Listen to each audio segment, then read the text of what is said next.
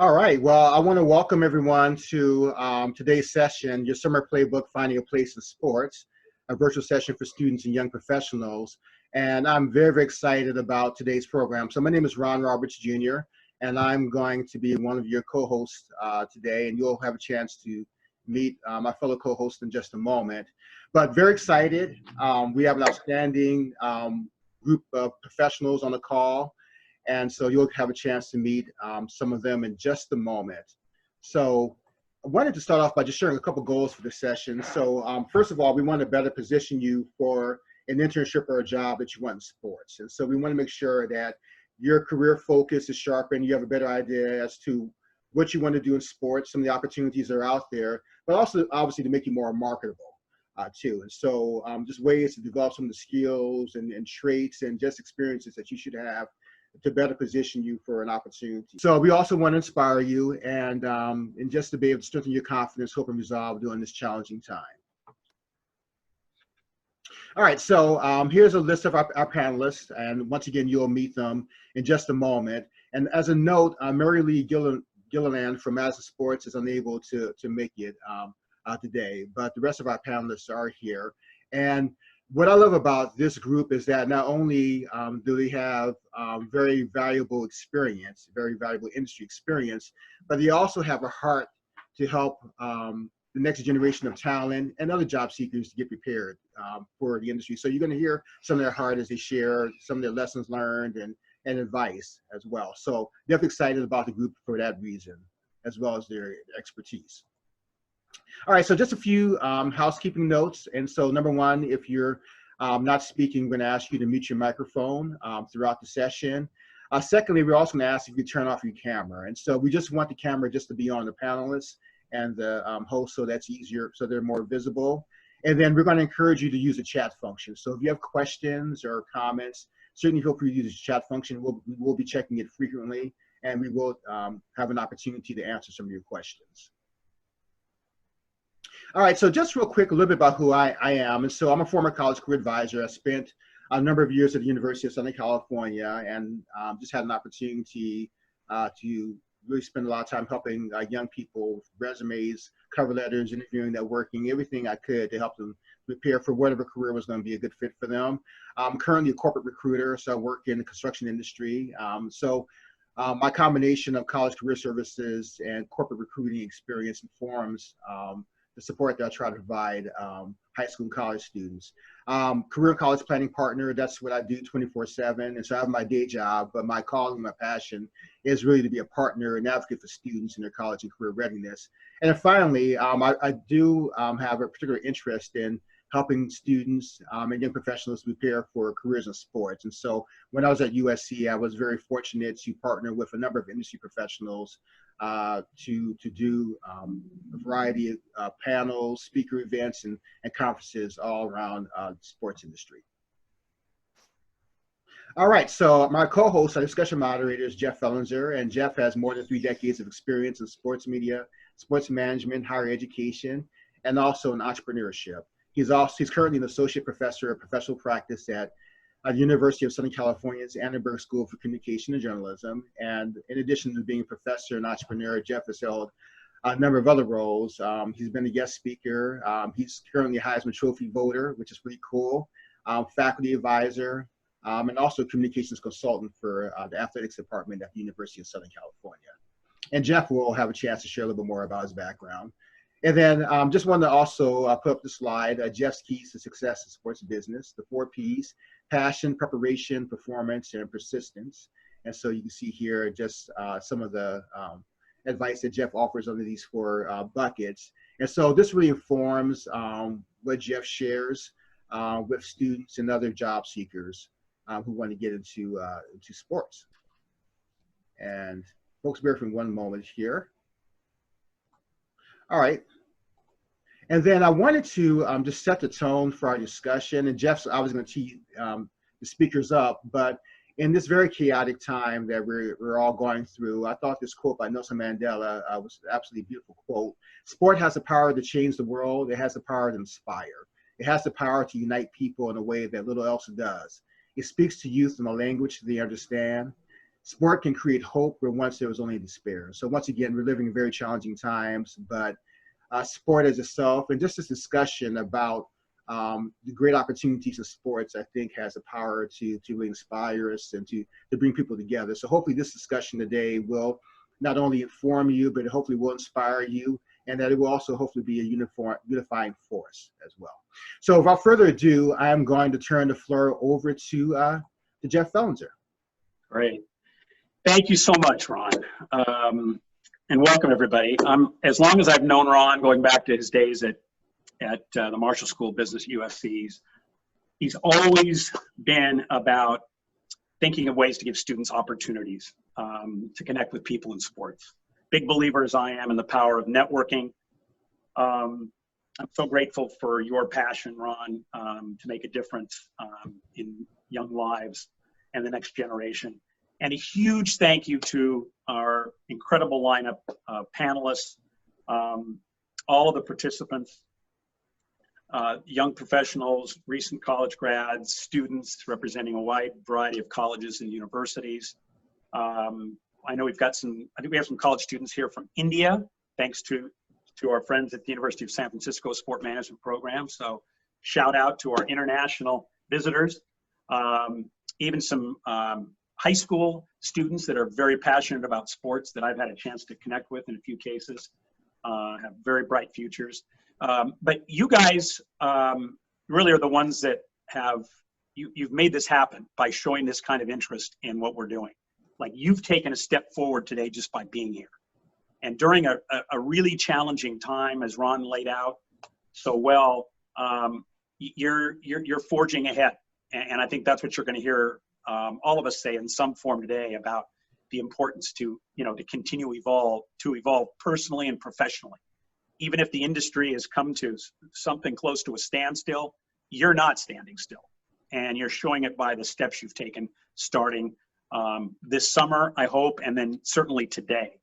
I tell you what, I feel like one of those sort of game manager quarterbacks that you always hear about, like Trent Dilfer with the Ravens in 2001, where they say, hey, don't screw it up, just get the ball to all those great weapons around you.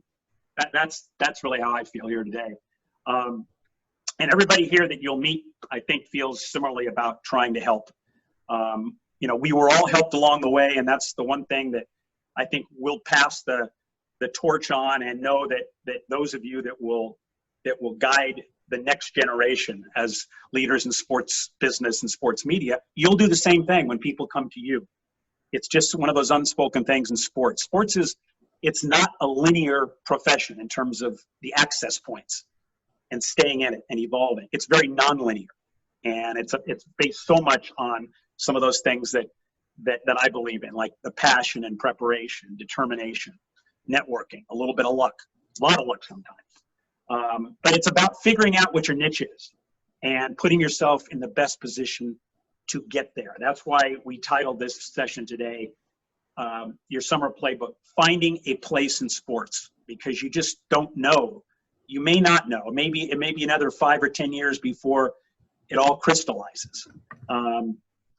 But you can take steps along the way. I mentioned subscribing to the Sports Business Journal. My students in my class are used to having me sort of mention that, tout that. It's kind of the Bible of the sports business industry, and it's a weekly publication.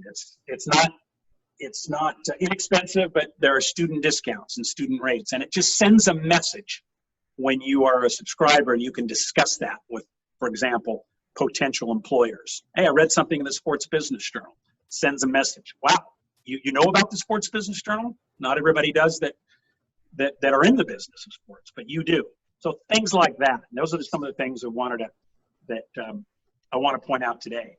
I talk about the journeys that we've all taken. I have a podcast called The Front Row. I call it The Front Row because as a professor, I love it when students sit in the front row. They send a message that they're serious about learning. And I'm fascinated by the journeys. I bring these up, friends of mine, a number of our panelists today will share their journeys. I think about my friend Daryl Dunn, who's the general manager of the Rose Bowl. He went to St. Bonaventure in upstate New York. I often say when I introduce Daryl, he speaks to my class. He's the general manager of the Rose Bowl. You think when Daryl Dunn was sitting in a classroom at St. Bonaventure that he thought to himself, one day that stadium out in Pasadena where they have that game every year, I'm going to run that. I'm going to run that place. But it happened, and he took the steps along the way. And before you know it, fast forward, and he's running the Rose Bowl. And Ned Coletti has a similar story about a very unlikely journey that ended up with him as the general manager of the storied franchise, the Los Angeles Dodgers, for almost a decade. So they didn't know these things were going to happen to them, but they took the steps. They just, they started to do things to make it happen on their journeys. And all of our panelists did, and we're going to get into some of their stories today. I want this to be a very interactive, very two-way discussion. Whenever you think of something, a question, please use the raised hand function. Ron will monitor that. I don't want to wait till the very end to ask questions. I want the questions to go along as they come to your mind. So let's just, let's be as informal as we can. I just want to have fun. That's what we should be doing, especially at a time like this when it's sometimes it's a challenge to see the light, but I think you'll all see it today. This is the discussion. I don't call it a lecture. I never call my time in my classroom a lecture. I call them discussions. So I'm going to have each of our panelists introduce themselves and kind of do a short introduction before we get into some questions. Just sort of quickly your quick story, your journey, and maybe if there was any one thing that stands out that you heard along the way, something that stayed with you all this time, or something that you believe in, part of your keys to success, maybe one thing that really jumps out. So let's just start with that. And again, any thoughts once we get through the introductions and we start going, raise your hands and let's have that. Let's just have a great time here today. I want to start with Raleigh Ann Gray, who's the Senior Director of Athlete Exchange at Wasserman. I'm calling this the Summer of Raleigh. And Raleigh, I found this out listening to Brian Clapp's Work in Sports podcast with Raleigh. She was named after the city in North Carolina, and I think her mom was a big North Carolina State grad. So I'm guessing Raleigh has an appreciation for a guy I think of as the greatest, most underrated of the all-time great players, David Thompson. But anyway, what Raleigh's done this summer is a great example on this side of it, on the kind of the management side of how to make the most out of a difficult situation. So with that, I want to bring in Raleigh Ann Gray from Wasserman to start off with the introductions. Well, again, you saw my excitement / you said I was up first, which I think is actually better because I'm looking at who else is here as the panelist. So it's going to get better. I can tell you it's going to go up and to the right as you get introductions. So this is good. Start from the bottom, then get here. That's how it should be. But Jeff, as I mentioned, you got to work on that title, man.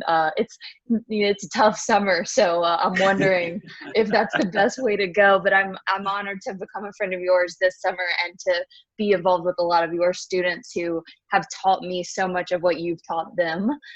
So thank you guys for having me. As always, this is really, really fun. As mentioned, I'm Raleigh Ann Gray. Yes, it was almost Jimmy Valvano. Had it been a boy, I think it was a coin flip, honestly, regardless of gender. But my mom's name is Peaches, so you can't get much cooler. But my career kind of goes like that TikTok that's going around where it has one thing and then a straight arrow, or it's like this thing and then it just jagged back and forth. So anytime you hear from anybody, don't think it's like this linear path. It goes all different ways. And as mentioned, a lot of what I've spent doing this summer has been working with students who are so much smarter than me. And as I tell them every day, it's really selfish. I just know that they're going to be my bosses. So why not get to know them before they get into the industry and are running the show? But my career started at ESPN. I was lucky enough to have an internship there. And I do much like Jeff has amazing speakers in his class. I am a mediocre one that joins a lot of my friends' classes to speak. And a student called me, emailed me actually end of April and said, hey, listen, I lost my amazing internship at this amazing company. And I thought about it and I was like, wow, this company is remarkable. They're a league. They're having to take care of their current employees. But there's got to be a better way to get these internships back and running, or at least try something. So I pivoted a company I started in 2017 to create an alternative summer internship program. And as I told Brian on that podcast, which you guys have heard way too much from me, but as I mentioned, only child to Peaches. So I've got a word limit and it's really high. I like to hit it every time I talk. But as I mentioned to him, I get by with a lot of help from my friends. And it's because of this industry that the alternative summer internship was formed. So we've talked around media, technology, and sports, all the stuff I wish I knew when I came out of college as a history major, that there's so much more than working at a league or a team, while those are great, or working at the behemoths that are the things that made my career, like ESPN. So we've had awesome speakers. I'm happy to share, and I'll share it in the chat, the Instagram handle, not free to follow by any means, but just so you can see who's joined. And it's been an awesome experience. I've learned so much from them, and it's been great to get the conversations that we've had, because this summer has been a difficult one for a lot of different reasons, but it's also been really formative. And we talk about diversity, equity, inclusion all the time. We talk about our general rule, by the way, and apologies, I also curse, but it's don't be an asshole. And that's what this entire industry is, right? Let's be good people and we can get a lot accomplished. So I'm lucky to have accomplished a lot with these students and to have met you guys. And I may never get invited back now. No, thank you very much, Raleigh. I really appreciate it. Again, it's called Must Love Sports. We'll talk about it. But it was the summer session that Raleigh put together. Another of our panelists, Brian Clapp, put it very well when he said Raleigh is changing lives. And she was doing that this summer, and she did it just so quickly on the fly. It was so impressive. Did I say that, Raleigh? Wow. That was nice of me. He said a lot of nice things, so I've like involved them out at some point. With that, Brian, go ahead. Oh, boy.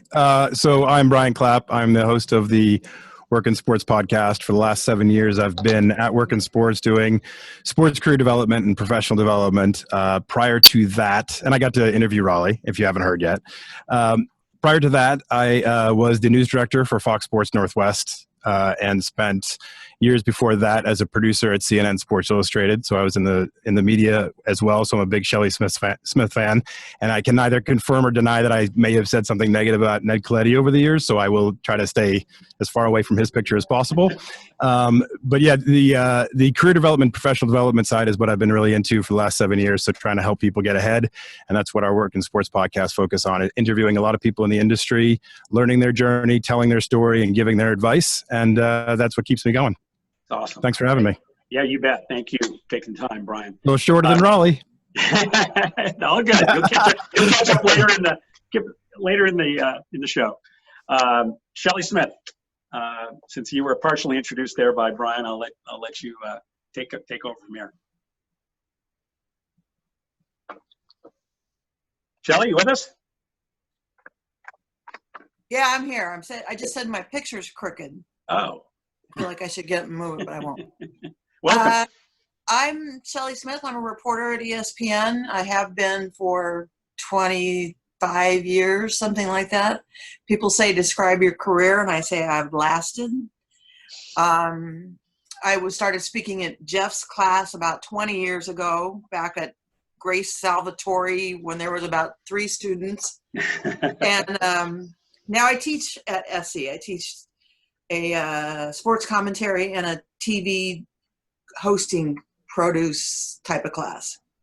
And it's really fun, and I do it because I like seeing the kids get better. It's a lot of work, and 27 students, and 27 papers to grade and all that stuff. It's a lot of work, but it's a lot of fun, and I like seeing the students get better.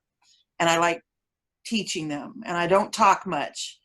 I don't ever keep anybody as long as my class is supposed to last because I can't talk that loud. This year will be a little bit different because we're working breaks into the 4-hour sessions, because you can't just sit here for 4 hours and talk into a Zoom camera.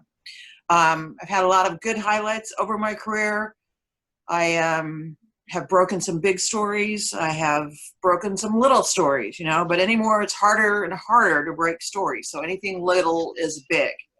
And I've lasted because of story ideas I've had and people I know in the business who I can call up and say, I need you to do this, and they'll do that. And, you know, it's just my advice is just learn everything. Learn to do everything. Do a podcast, do a blog, do a long form feature, do a documentary. I did the 30 for 30 on, and Jeff was in it, the USC Texas championship game, which USC lost, as we know. Trojan War. Trojan War, yeah. And I've written 4 books, or 3 or 4, I don't know, 3. Should be 4, but I couldn't get the Al Davis book done. He died. So yeah, I've written 3 books. I just try to keep my hand busy. And I tell you, these last 4 months have been really, really difficult. All the sports that I covered, NBA and soccer and all that, is on the East Coast. And so we are not allowed to fly. We are not allowed to stay in a hotel room. We are not allowed to barely even go to dinner, but we can do it if we go outside. But the restrictions have been tough, not as tough as people who are getting sick, which I have to remind myself all the time because I just want to beat my head against the table. But we'll come back, you know, we're coming back slowly but surely. It's never going to be the same. We're never going to locker rooms again. I don't think that's ever going to happen. I don't think we're ever going to get private time with an athlete. It has to be set up, and you have to be quarantined, and you have to be, I mean, all these restrictions. I just think the whole world is changing, and it's making us doing our jobs harder because we can't report like we used to. Such great observation, Shelly. And I want to say Shelly has been, I call her just Wonder Woman, because of over the years, she's never, ever let me down. When she had every reason to, and there have been conflicts in her schedule, she always has found a way. If she was scheduled to come and speak to my students, she has always made that a priority. And so somehow maybe some of that interaction rubbed off, and she became an adjunct professor at USC, and boy, are the students lucky to have her. But I remember her being at the NBA All-Star game in Minneapolis and scheduled to be a guest in my class. And I thought, well, this is going to be rescheduled because there was weather issues, and it had been raining in Minneapolis. She got on a plane, she came right from the airport, and she wasn't gonna miss this, this opportunity, which she had every reason to. But that's typical of Shelly. Like, whatever she can do, she invites my students to. Thanks, Jeff. To come along, hey, shadow me. She gave one of them a pass one day to sit in on the O.J. Simpson trial in downtown LA. I mean, to represent her, because you had to use those seats every day of the trial or lose them. She couldn't be there that day, so one of my students sat in on the trial. But like that's Shelly, and always thinking about how she can help other people. So thank you. Thank you. I want to bring Ned Coletti in. Ned has a little bit of a time constraint. He's going to be able to stay with us for probably about the first hour, and then he's working tonight in his job as an analyst on the Dodger Network, Spectrum Sports LA. Another frequent guest in my class, and the teaching bug got him too, and now he's a adjunct professor at Pepperdine. So Professor Coletti, welcome. Thank you. Honored to be a part of this group, and honored to always speak to young people that once upon a time I was one of those young people. My story is one that hopefully will give you confidence and also motivation, and also prove that anybody can really do anything if you stay with it. I lived in a garage. I'm from Chicago. My family, we had nothing except good people, which was huge. But I lived in a garage till I was 5.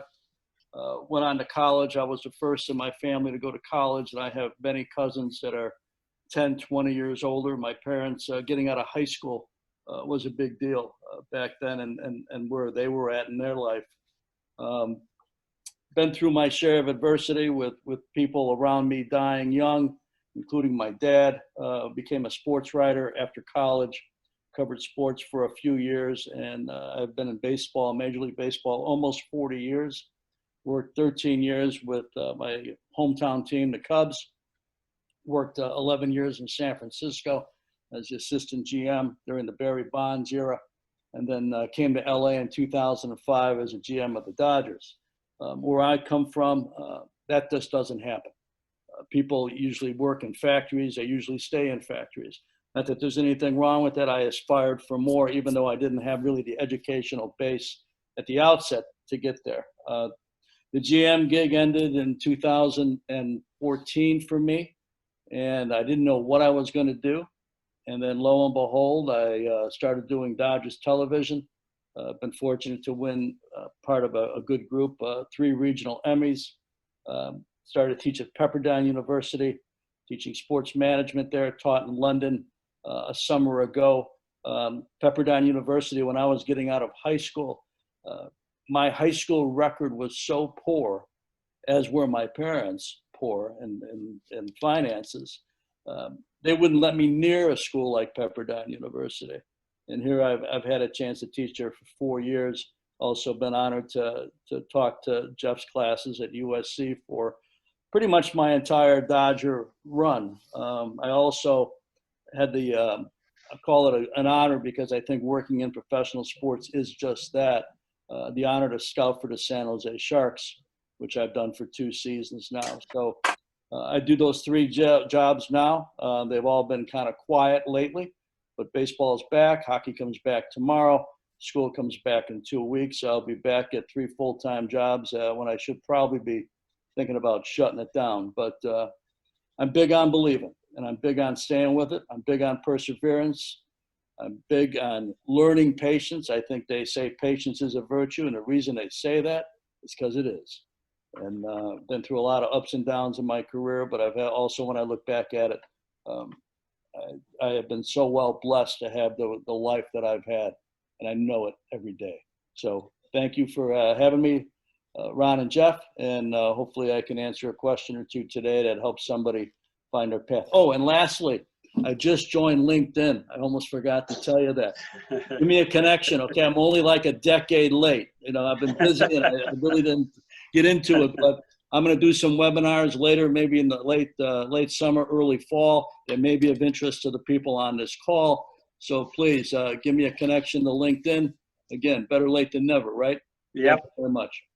Ned's told me he had about 1,000 connections in the 8 days that he's been part of LinkedIn. So that's called like a fast start, you know, Ned, really good. And, you know, all of you that are here listening should be connecting with all of us on LinkedIn. That should be automatic. So make that something that you do. Do it before the weekend's over. That's just a great beginning. And I'm telling you, we connect with other people that way. Absolutely, we do. So avail yourself of that opportunity. I'm going to talk a lot about separating from the pack and how you can do it.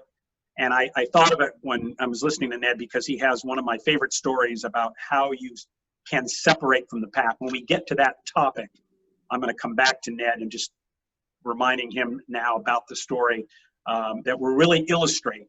Because I like to just drill that idea home to my students. What are you doing? What are you doing right now to help separate yourself from the pack? And Ned has a great example of that. I want to bring in Erika Singal from the Lakers.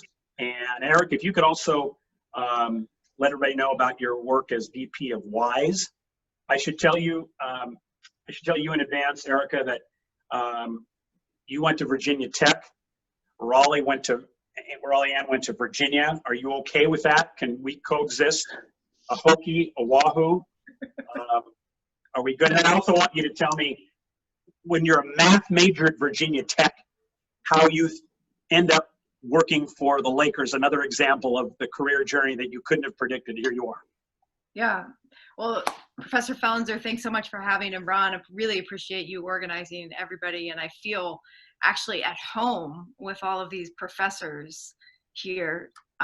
Both of my parents were educators, and so a lot of my background has that guidance.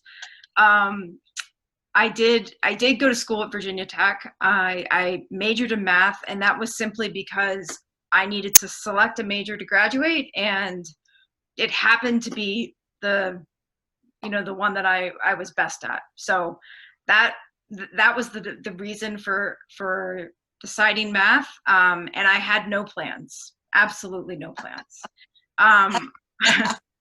I graduated, and a friend of mine that I went to school with at Virginia Tech, we bartended together in school, and we decided that we were going to move to Las Vegas.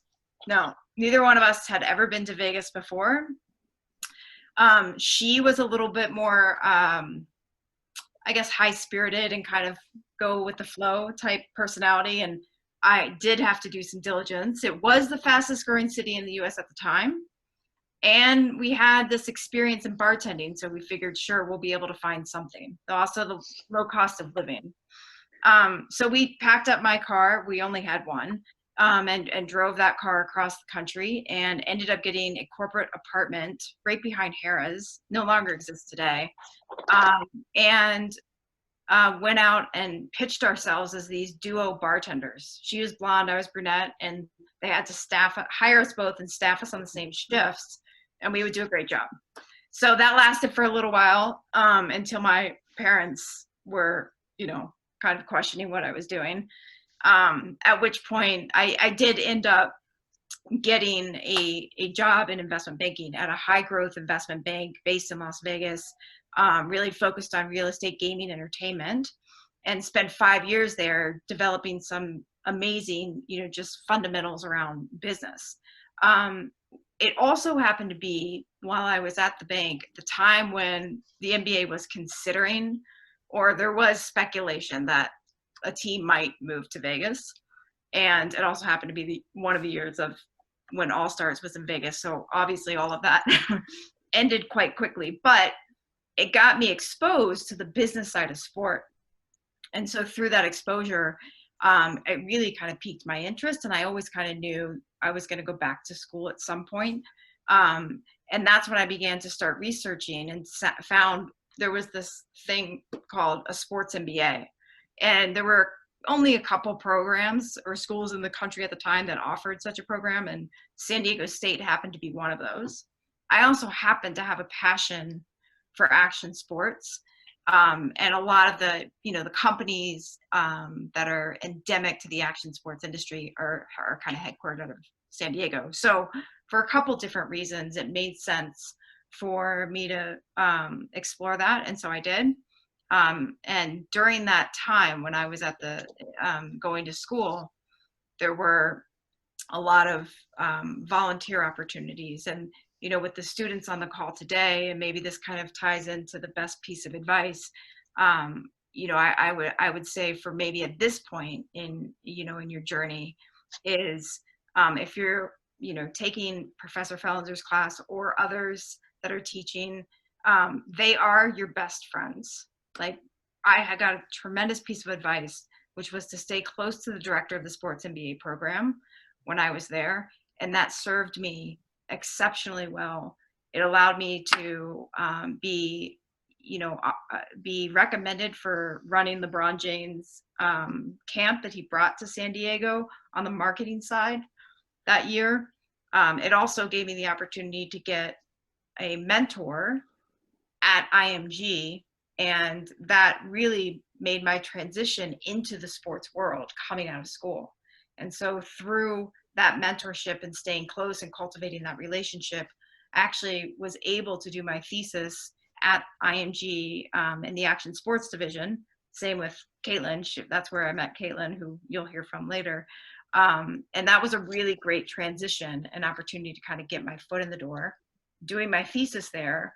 And while I was working, I was able to showcase my talent, or, my work ethic, my commitment, and they ended actually bringing me on while I finished school. And so that was really how I made that transition. Spent 6 years in action sports, running and producing large sporting events here in the US and also internationally, and then ended up transitioning to the Los Angeles Lakers and on their corporate partnerships team, and finishing out our third season, what should be our third season. Yes. That's great, Erika. Now that ranks now as one of my favorite career journey stories. Taking your math degree from Va Tech and heading to Vegas to be an all-star bartender. I mean, and here you are with the Lakers, of course. But I'm glad you brought up the program at San Diego State. It's funny because I talk about that program to my students sometimes who are trying to think of where they might be a fit for grad school. And I just have always, when I first heard about that program, I've always admired the idea of combining business with sports management. And I think that's such a great hybrid. So I'm glad you pointed that out. Thank you. So let's go from Lakers to Kings, and I'll bring in another East Coast transplant in James Collins. James. Jeff, Ron, thank you for letting me be a part of this. I am shocked I'm here. It's an amazing group. Again, really thank you for this. Background, I'm the Senior Director of Ticket Sales and Staff Development for the LA Kings and AG Sports. Day to day, I manage the sales staff in terms of our efforts in Fulton Staples Center, as well as training the staffs for the LA Galaxy, Ontario Reign, the Kings, and a German club we own, Eisbar Berlin. My story, really quick, very different from most people in sports. I was going to put myself through school back in the mid-90s. Wanted to move to California. It was very inexpensive. I was working at Wells Fargo in back office operations, the worst jobs you could ever think of ever. And 9/11 changed everything, and they eventually did away with our department. But as I transferred to Cal State LA, I knew that I hated working in banking. I didn't want to, really do a career in industry that I had no passion for. Always wanted to work in sports. And so logged on to Teamwork Online, found my way into a group interview with the LA Clippers in 03-04. Never sold a thing in my life. Practically didn't talk in operations, so didn't think I could do it. But I got the job. And we were 03-04. The Lakers were competing for championships, and we had just drafted Chris Kaman. And I'm selling the Clippers, and it's somehow I found my way to the top of the board. I've been working in sales in sports since then with the LA Clippers, Atlanta Hawks, Sacramento Kings. Made the transition to a minor league club called the Ontario Reign that I helped found and was a part of their expansion back in 08. Made my way to New Jersey, ran the largest sales staff in the NHL for 2 years. Came back, got married. I think you talk about the commitment you've got to put into sports. I was working until 10 or 11 every night. I knew I was heading towards divorce, so needed to slow things down. Moved back to Ontario, back to Citizens Business Bank Arena at the time. Ran premium seating there. But then I launched a program called Accelerated Sports Career Academy that is basically a supplement to a 4-year degree that helps people break in sports on the business side, sales, marketing, things like that. And through that partnership, we found an agreement with AG. We worked with them for a couple of years, and they brought me on in a full-time capacity a couple of years back. So I'm the kind of guy that I didn't know what I wanted to do in college, and that's why I went the route of, community college and then state school. I just knew that I wanted to do something that I loved. I didn't think sales would be that thing. Most people don't. But it's been an incredible thing. Like the memories that I've built, the people that I've worked with, and what we do on a daily basis is really cool.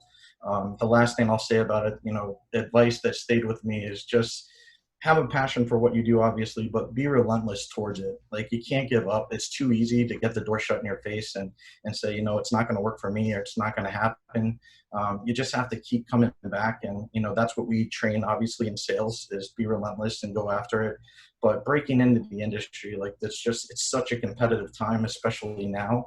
You just have to really make sure that you fight to find your opportunity and don't give up. So it's been a great ride for me. I've had a lot of fun with it. I love training the kids every day, breaking in.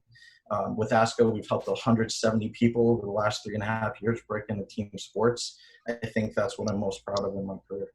That's great. By the way, James, Garrett, one of our audience members, says the Ontario Reign is an awesome team in the Inland Empire. So your NHL experience gets overshadowed in Garrett's eyes by the Ontario Reign.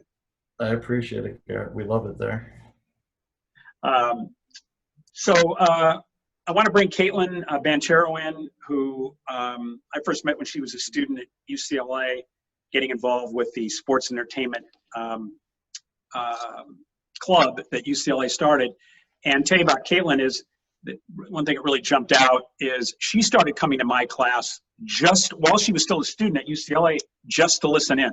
Like if she found out what we're going to be talking about or a guest she thought would be interesting, she would just drive downtown and put away her blue and gold gear for a minute, sneak into the class, and our connection has really grown in terms of just a frequent guest speaker and always offering opportunities to my students. And I want to mention one of those after she introduced herself. So welcome, Caitlin. Thank you so much, Jeff. Thank you for letting me drop in on Class Then, and thank you to you and Ron today for putting this together and allowing me to be part of this. It's really incredible, and I feel honored to be part of this esteemed group of people. And just being able to hear everyone's story brings me back to some of those classes. And it's you said at the top, like, it's just in this industry there is no one way, and it's such a fascinating journey when you start to like put all the pieces together. I, as Jeff mentioned, went to UCLA. I picked UCLA to the chagrin of my parents. My number one priority in picking a school was that they would be D1 and I could watch them for the rest of my life on primetime television. And this was before OTT subscription services, so it was a little bit more of a decision to make around that. And I also thought, I went in undeclared. I didn't really have a plan. And I thought that they offered so many majors at UCLA that there would be something. Interestingly enough, they don't really have a whole lot in terms of business at the undergraduate level or marketing or anything like that. So as Jeff mentioned, a group of like-minded friends and myself actually founded the Sports and Entertainment Business Network. And it was to capitalize on the opportunity that we saw in Los Angeles to really, drive these informational interviews and these opportunities to just learn more and have that shape our understanding and our decision making, and certainly networking connections moving forward. I was also studying architecture and kind of either going to go sports business or become an architect. And it's interesting, they sound so different, but they are actually really aligned in terms of what I see myself doing in my job today, which is just designing environments for things to take place and for people to have experiences, and really shaping that and that connection with the audience, as well as that kind of service offering to our athletes and kind of what they need for their futures and what the sport needs and the global participation base. So I actually didn't know what I wanted to do in sports, but I knew that was the path I was going to take rather than become an architect in the end. And I had an informational interview and an internship lined up with IMG, and that's where I met Erika, as she mentioned. I think she joined a couple years after I was there, but I was able to pick up on an old conversation that I had kept going with someone who I had actually declined the internship with in order to study abroad, but by staying connected, when I graduated early, they offered me a role, and it was doing global event production in the action sports space. So kind of popping up these 18-acre multi-sport entertainment lifestyle properties on the beach, building something from the ground up. And I had always intended to go kind of big four. I had a reverence for kind of these environments and how a sports event can be a singular opportunity for so many different storylines in people's lives to be taking place. But action sports was such a great way in because there's so much access and opportunity, and it's very lively and very connected to audience and lifestyle and youth, which was an amazing first opportunity for me. And Rob Dyrdek came to us and wanted to create the NBA of street skateboarding. I don't skateboard, but I figured I wasn't going to go make up the rules of the game in the NBA. Joe Naismith already did that, so what an amazing opportunity to kind of be on the ground floor and building with a team. And 10 years later, Street League Skateboarding has grown into the preeminent professional skateboarding league globally. It was very integral to putting skateboarding in the Olympics.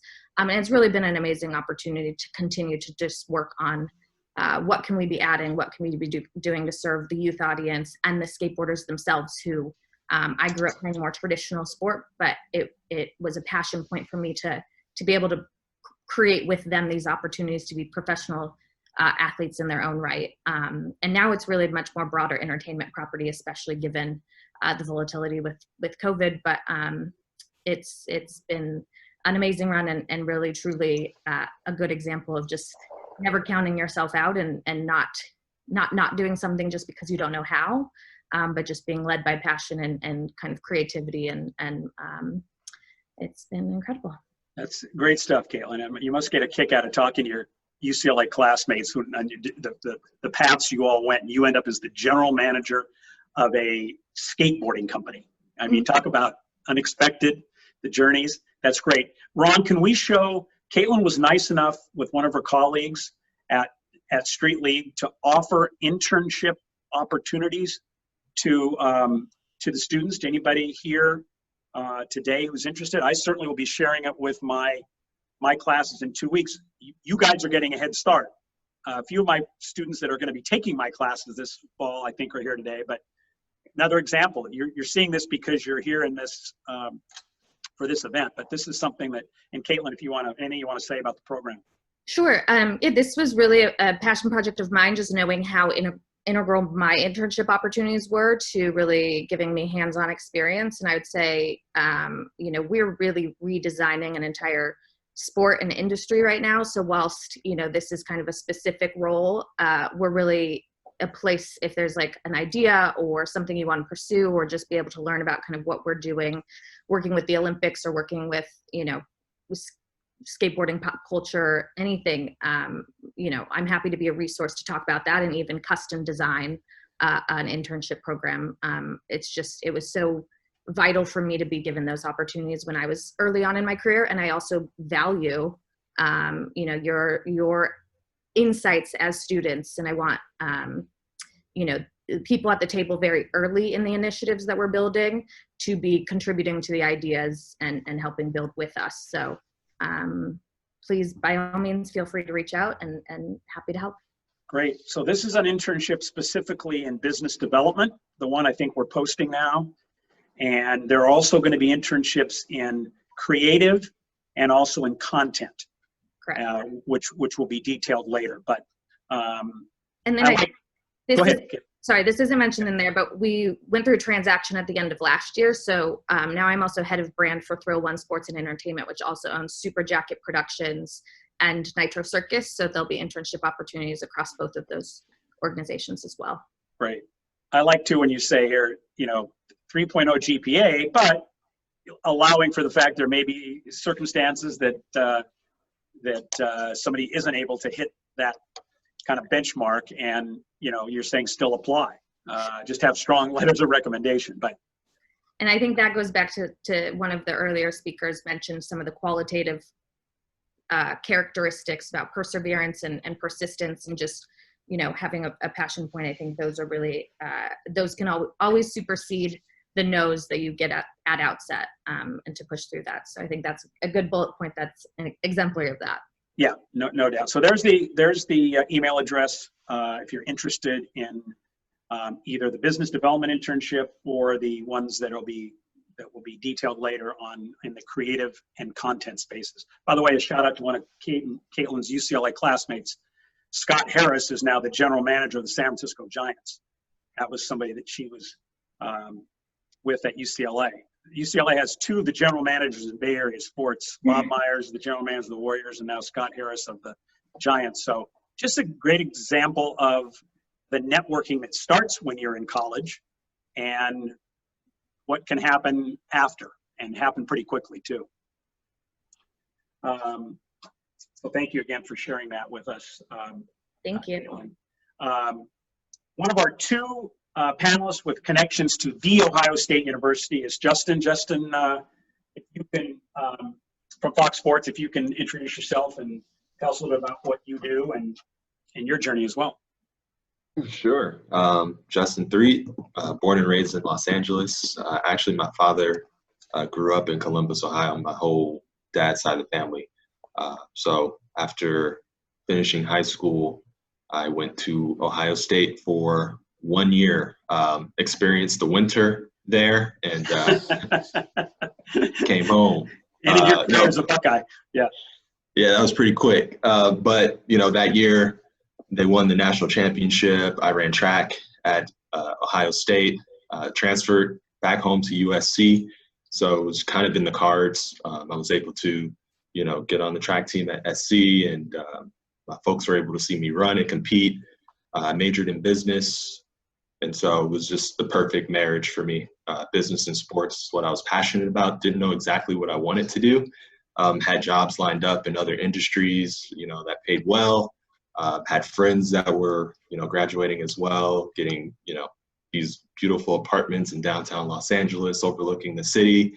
I was kind of jealous of them. And instead of going the route of an industry that paid, a lot of money initially, I chose sports. Took an interview actually through one of my teammates who Ron was connected with. Didn't want to go on an interview at Fox Sports for, a production assistant job. I really wasn't interested as well in production assistance, but, wasn't willing to, shut the door there. So I said, I'll do it. So I went, interviewed. It was fun interview. Talked with the talent acquisition team in HR. They read my resume, asked questions about me, what I was interested in. Said, hey, look, I think we have a job opening in sales. It's in St. Louis. Would you be willing to interview for it here? I said, well, in my head, don't really want to live in St. Louis. Made it back to LA, where I'm born and raised, but said, sure, I'll interview for it. They said, you can come back tomorrow, or you can, sit and wait in the cafeteria for 2 hours while the sales folks, finish a in-person sales call and come back. I had one suit, so I'm wearing it. So I'm going to stay and wait for these two gentlemen to come back. Interviewed with them, ended up getting the job on the spot. I had just finished NCAA's, the championship with the track team. They said, we know, you're probably taxed. You just finished college. You just finished, championships. You can start in 2 weeks. I said, give me 2 days. And I showed up on Wednesday, and it's been like that ever since. I've been with Fox Sports, actually Home Team Sports, which is owned by Fox Sports, for 13 years now. And so I started in sales, kind of, just like everyone says, you just have to put your head down and work really hard. There are late nights there, but it's fun. It's still that environment of community and camaraderie. Felt a lot like track for me. I felt a lot like real sports, like being in the industry is being a part of a team. And you just have to find your advantages. I didn't come from, a bunch of cash or anything like that. But like Ned, I had my family. I had people that, were willing to support me, and support my dreams. And, that was really the battery in my back for me to, press forward and find new avenues. And that being the case, the time, I think I started in 2007. That was before the first iPhone came out. So technology really advanced really quickly between 2007 and I want to say 2012. And I was able to forge relationships with software vendors that were popping up all across the world. And I built a forecasting system, the first automated forecasting system that Fox had ever seen, by forging those relationships. So I found a gap in the business and, got a budget. Actually, the budget was not that much, but I was able to get a software company to partner with me and pay for half of it. And now they use that, to manage all of their systems that they sell to the NFL, the NBA as well, and other venues. And that, wasn't the end of the story, but that allowed me to have a seat at the table in other rooms. And so they, it was able to really express myself as an individual, as a business leader, and really grow from there. I was able to start my own department, which is still growing. We have, expanded to supporting different areas of the business. We have a Fox Sports College Properties division, which is embedded inside of the athletic departments at various universities, Michigan State, Villanova, Georgetown, USC, Auburn. I'm forgetting a few, forgive me, but we have that business. We also have Impression Sports, which we've just bought, I want to say within the last 24 months. They sell, in arena, things, jersey patches, things like that. They're really dynamic. We have a 135 account executive sales arm amongst 6 offices in the United States. So LA, New York, Chicago, Detroit, Dallas, and Chicago. Within that group, they represent all of the regional sport networks in this country for all of the NBA, NHL, and MLB teams. So that's quite a bit that's going on. There's a lot going on today because we have, so many MLB games going on right now, and also the NBA restart. So that's pretty exciting. But all in all, my biggest advice is to find the gap in the business. Don't close doors. Be innovative, be positive, and maintain that competitive spirit. It's you versus you at this point.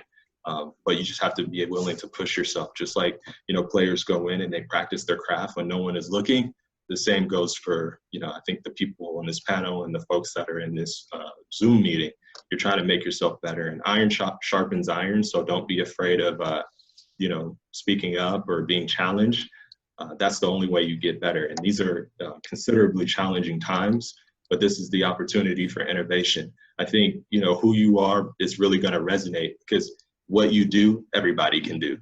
Like, I'm special to me, but I'm not that special in comparison to everyone else. Like, sure, someone else could, drive home and do these things that I've done. There's no doubt in my mind, but who you are also resonates so much. You're going to have to be able to connect with people, virtually at this point.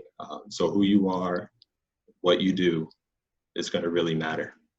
Great advice, Justin. And you clearly you used your competitiveness from being a student athlete and transfer that to the business world. That's really served you well. There are a lot of things you said that I think we'll come back to, but approaching it like a game, as you mentioned in one of our other panels earlier, and that extra level of competitiveness is something that, as a student athlete, maybe you didn't do as many internships as someone that didn't have that obligation, but you can make up for it in other ways.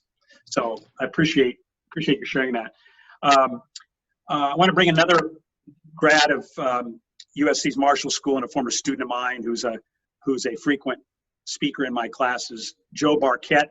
I get a lot of questions from students that say, hey, I'm interested in becoming a sports agent. It's kind of one of those things that pops in your head a lot. And Joe was someone who made it happen. He and his partner, Cameron Weiss, then partner, now Joe's flying solo, had this vision of a sports agency, and they made it happen. And he's a principal at Empire Athletes. So Joe, I'll let you take it from there. Thank you, Professor Fellenzer and Ron. And Ron, I apologize for not having my mute on earlier. I was getting a call from the Buccaneers about one of my clients going on the COVID list. So that's, we're living in strange times where everything is so predictable, yet so unpredictable from day to day. But, a little bit of background on me. I went to USC, like Professor said, for both my undergrad and graduate degrees. I was lucky enough to start working in the sports business while I was at USC as a sophomore. I started working for Lee Steinberg, who is and was one of the biggest agents in the game. And a piece of advice I would give anybody looking to get into the sports agency side of things is try to work for a big company when you first get involved in the business, so that you understand what it's like at the top and how insane the hustle is at those real big shops. But my experience there and the other 2 firms that I worked for has really led me to start Empire Athletes. In between then, I worked for the Dodgers for 4 years as well. So thought it was nice to get that experience from the other side of the table. But I think the biggest theme that I would give to you guys is just say yes and to any job opportunity or internship opportunity in sports, because you'll always gain experience from that. And I would say be willing to be open to other things, even if it's not what you initially wanted, because you'll still learn a lot. Terrific. Yeah, that's great. Great advice, Joe. I want to bring Shay Dawson in, who's also has experience as a student athlete. And I think that competitiveness and drive and hustle has shown up in her career. She used to be the manager of player programs and team services for the Philadelphia 76ers, working with their players. And she has a new gig now that I want her to talk about. We had a chance to meet at the NBA. Actually, we met in my class when she dropped by once, but reconnected at the NBA Summer League, and joy to be around. So welcome to our panel, Shay. Thank you, Jeff. Thank you, Ron, for communicating everything, all the details. And Jeff, thank you for inviting me. Yeah, I met Jeff dropping into one of his classes.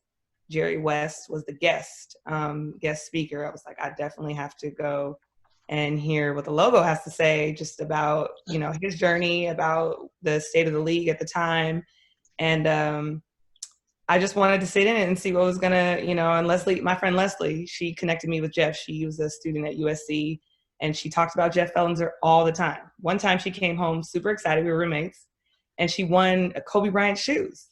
And it was a random question, so random. It was like, what middle school or what elementary school, I don't remember, Jeff, you can probably speak to that, yeah. did Kobe Bryant attend? And I'm from San Diego. I'm actually in San Diego right now. And it was the school in San Diego, and Leslie knew that because she lives here. So she actually ended up winning the shoes. She came home super excited. Kobe's my favorite player. And she's all bragging. She's like, I got these cool shoes. Amazing. And I was living with her at the time because I had graduated college. I was older than her. And I had played ball in Pittsburgh at Robert Morris University. I moved back to California, but I didn't want to move to San Diego because San Diego, it's a nice place, but it was like not where the sports were, you know? And I was like, I know what I want. I know who I want to do. What I don't know what I want to do, but I know who I want to do it with. And that's just athletes. So young females, males, whoever, didn't matter. I was just like, I'm going to live with Leslie and I'm going to figure it out. And so we kind of just like, I met a few people. I would invite her to stuff that I was attending and things like that. So we would like piggyback. So I had like a co-host in our journey to sports. And she took a bunch of classes. She was still in college. And so she invited me to events, you know, on campus, and I was kind of like a USC student without going to actual class. So it was really cool because I got to meet a lot of people and hear a lot of things just about the sports industry, where it was going. But what really happened in my life was I started saying yes. Like Joe said, I started saying yes to things. People would say, hey, Shay, do you want to come here? Do you want to go to this event? Do you want to go to this game? And I said, instead of saying no, because it's far away, because, you know, LA traffic is crazy. Instead of saying no, I just said, yeah, I'm going to do it. I'm going to plan and I'm going to go to this event, even if I was going by myself. And that was one of the things that people make excuses, not going to things because they don't have anyone to go with. But the whole purpose of going places is to meet people. And it also helps you to meet people because you didn't go with someone and you can stay comfortable talking to someone you know. And so that was one of the things that I just started doing. I started to drive all over LA and meet people. I would see things posted on Facebook. This is when Facebook was like the only thing you could really use in terms of social networking. And I started to just go to stuff and show up. And I really got my motivation though on what I really wanted to do is working with my younger brother. My younger brother went to San Diego State. He played with Kawhi during that whole thing in 2011. And I was helping manage his career and figuring out if he was, you know, going to go overseas or if he was going to try and take a 10-day contract or try to, you know, bounce around the league. So I helped him navigate those spaces, and I learned a lot about the industry just on the back end. You know, how many 10-day contracts can you get if you get waived and you get on waivers? Like I just started to learn all these like nuances to the league when I was like, oh, like this is actually a skill set that not a lot of people have. So if I can help other athletes navigate that, the back end of it, and a lot of people were going to end up like my brother who was undrafted versus being drafted, I found myself being valuable to people. And so just connecting with athletes and helping them to maneuver when they want to fire their agent, how to get a new agent, what qualifications, you know, does that agent need to have? Should they be talking to you constantly? Have you heard from them in a month? Are you getting marketing things, even if you're not one of their big athletes? So just compiling all that information from working with my brother helped me figure out what I really want to do. And then I got an internship at the NBA Summer League through a friend, just telling somebody what I wanted to do. And she said, yeah, I think you'll be perfect. I'm going to shoot your resume over. I got my resume together in like 2 days because, you know, sometimes you get those opportunities really quick and you need to revamp your resume. But I was like, I can't wait on this. So I sent it to her, got the email, got into NBA Summer League. The first year, I was very hesitant because I was a 30-year-old intern at the time.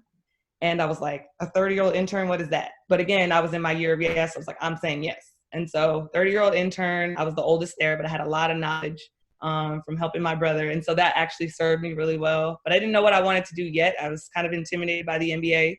But I just let all the people running lead on all the back end stuff that I'm interested. I know a lot of players. You know, I've helped this person and that person. And a lot of them actually were in summer league. And so they would be like, how do you know these people? And I'd be like, actually, I knew them when they were 16 years old, trying to figure it out. And so just kind of putting the pieces together, listening to the universe, ended up getting a job at the Sixers. And I was living in LA at the time. And I just said, I'm out. I didn't know where I was going to live. I didn't care. I just was saying yes. And so I ended up moving to Philly, loving it there. First 2 years were amazing. And then Brian Colangelo's situation happened, and that really shook my world. He was the one who brought me in. He hired me. I was part of his whole crew there. And when you're maneuvering in sports, if you come into an industry or an organization with someone, that's your safety net. So if those people are gone, there's going to be more people that come in, and they're going to have their own agendas, and you're probably not going to be a part of that story or that next lesson. So you got to pay attention to the temperature in the room. And so I did. And so that the third year was different. Elton Brand became the GM, but he was a new GM. So he had to hire other people to help make decisions. And it was just really hard to like make my impact, felt, and like all the things that I really wanted to do with the athletes and what I learned over the years. So I went to this event in Brooklyn. Again, I'm still saying yes, because that's what got me to the Sixers. I go to an event in Brooklyn. My younger brother's playing in this game. I'm thinking, what's overtime? And, that's the company I work at now. And so I started doing my research, but the only thing I could find out was like Overtime Larry. Overtime Larry was the face of Overtime. He was this really energetic guy with a bright smile and a beard, and all the kids loved him. Well, when I went to the venue, it was like the NBA, ESPN. It was like everything in one bubble. Like I literally couldn't believe it. There was influencers. And so I just started asking people, how did you learn about Overtime? What's your experience? Oh, I learned about Overtime through my nephew or through the school. And so they were really into the community. So, and I got to meet the CEO there, the president there, and we just started talking, but we weren't talking about me working there at the time. It was just like talking about their kids and really organic conversation. So I didn't go with an intention, but I really did want to learn from the environment because I was blown away by what I experienced. And so Overtime is essentially we want to be the next big network for the next generation. So ESPN, but in a way for Gen Zs. So, not to do what ESPN's doing in terms of covering things, but just your lit best friend, basically. Like we want to have events where you come and you just really feel the vibes. And that was part of me. Like I'm a TikToker, like I'm just super fun. And I want to be in corporate America, but I don't want to be corporate, if that makes sense. Yeah, I always felt like, why do I have to wear a suit? Why do I have to do all this stuff? My impact is still the same. I still care. I still love people. And so Overtime just allows me to be myself and also work with athletes, still get to work with NBA players, get to work with elite high school players. And so anyway, so when I was leaving the Sixers and I met Overtime, I created my own position. I just said, took what I learned from that ecosystem, took what I learned from the Sixers, and I created a job description and I pitched it to the guys that I met at TakeOver. I just reached out to them. They said, actually, we think you can bring value. We love what you're doing. We'd love to have you. And that was kind of how I got to Overtime. But just literally making connections throughout the years that I've been, around people and just trying to add value and doing it before I actually doing the work. I made the job description. I reached out. All they had to say was yes or no. So I basically did all the work for them without them having to figure out and go back and forth. So I would say yes, be doing something before you're asking for something, and then add value. And if you can add value, then, you'll always be useful in the sports industry. That's great, Shay. And love your zest for life and your joy. And you hit on something that's big for me, which is, what is your value add? I mention that to my students a lot. What is your value add? Start thinking about that. You came as an intern to the NBA Summer League, and people noticed you. And I always say, people are always watching you. So even if you are just bringing coffee in or going to get snacks or whatever it is you're doing, there's a very good chance someone is watching you, or someone will tell someone about what you're doing. So make the best of even those times when it feels like an insignificant task. Do it greatly and do it to the very best of your ability, because someone is always watching. That's great. Our last panelist, last but not least, is somebody who I also mentioned that there was we had two connections to The Ohio State University. He is a talk show host, sports gambling expert.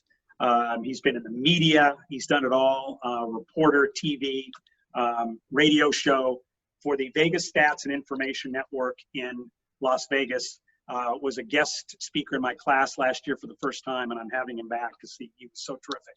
So this is the Amal Shah. Amal. Jeff, thank you for the introduction. And also, Ron, thank you for allowing me to be on this call. Just a quick, brief overview.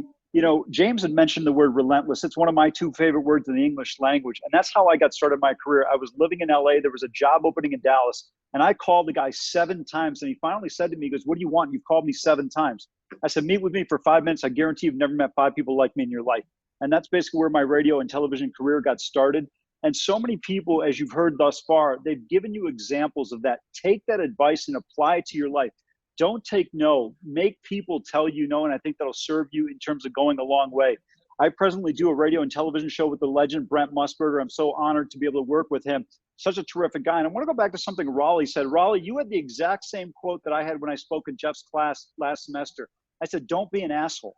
And that's how you survive in the sports world or in any world for a long time, is to be a good person. You obviously, everyone on this call has a certain amount of skill set and talent, but you've got to really distinguish yourself, and being able to get along with people, I think, is so vitally important.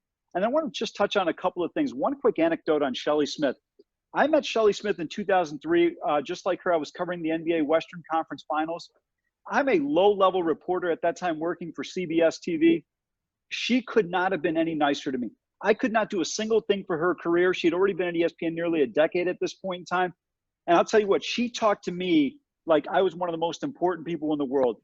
Gave me her email address. I emailed her. 48 hours later, I hear back from her. If there's anything I can do for you. Think about this.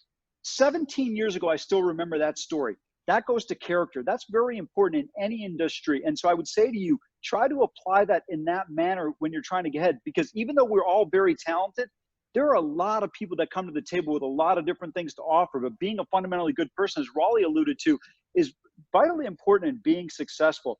And then I want to touch upon one thing Ned said, being patient. I am not a person with much patience, but he is absolutely right in the sense that in this industry, you know, most industries you have 80-20. 80% of the people make only 20% of the money and vice versa. In sports, it seems like it's 95-5. If you're a journalist and you're working in a small market, or if you're an assistant to the GM or someone at a level, look, Ned mentioned he was an assistant GM in San Francisco 11 years. He waited his time. Patience is going to be so important in this industry. Don't get frustrated. You know, it's actually more difficult to get into sports on the business side than it is as an athlete. I understand the pyramid is steeper, but if you're a college football player, you know within a year or two, whether you get drafted or you're trying to make it as a free agent the second year out of college, whether you can play in the NFL. If not, then you move on to something else. But in this one, you could toil in a small market like Sherman, Texas, where I've worked. You know, it's a much smaller market. How long are you willing to persevere? So all those things play into this. And I think so many people hit on great things. And then one final note, Justin talked about interviewing for a job he may not have an interest in. I thought that was a brilliant point of view. You can interview for a job you may not have interest in. It might be a lateral move, but it's not about that job. You may lay a foundation with the interviewer. They may go to another company and say, hey, I remember interviewing Justin. That guy was the ace of spades. I'm bringing him to my next organization. So sometimes it is a way to network and lay the groundwork for something in the future. That's happened to me in the past. So I would just encourage you, any opportunity to interview, meet with people, talk with people, get out there. If you're a little bit shy, you're reserved, try to break out of that shell, because in this industry, networking is so vitally important if you can do it.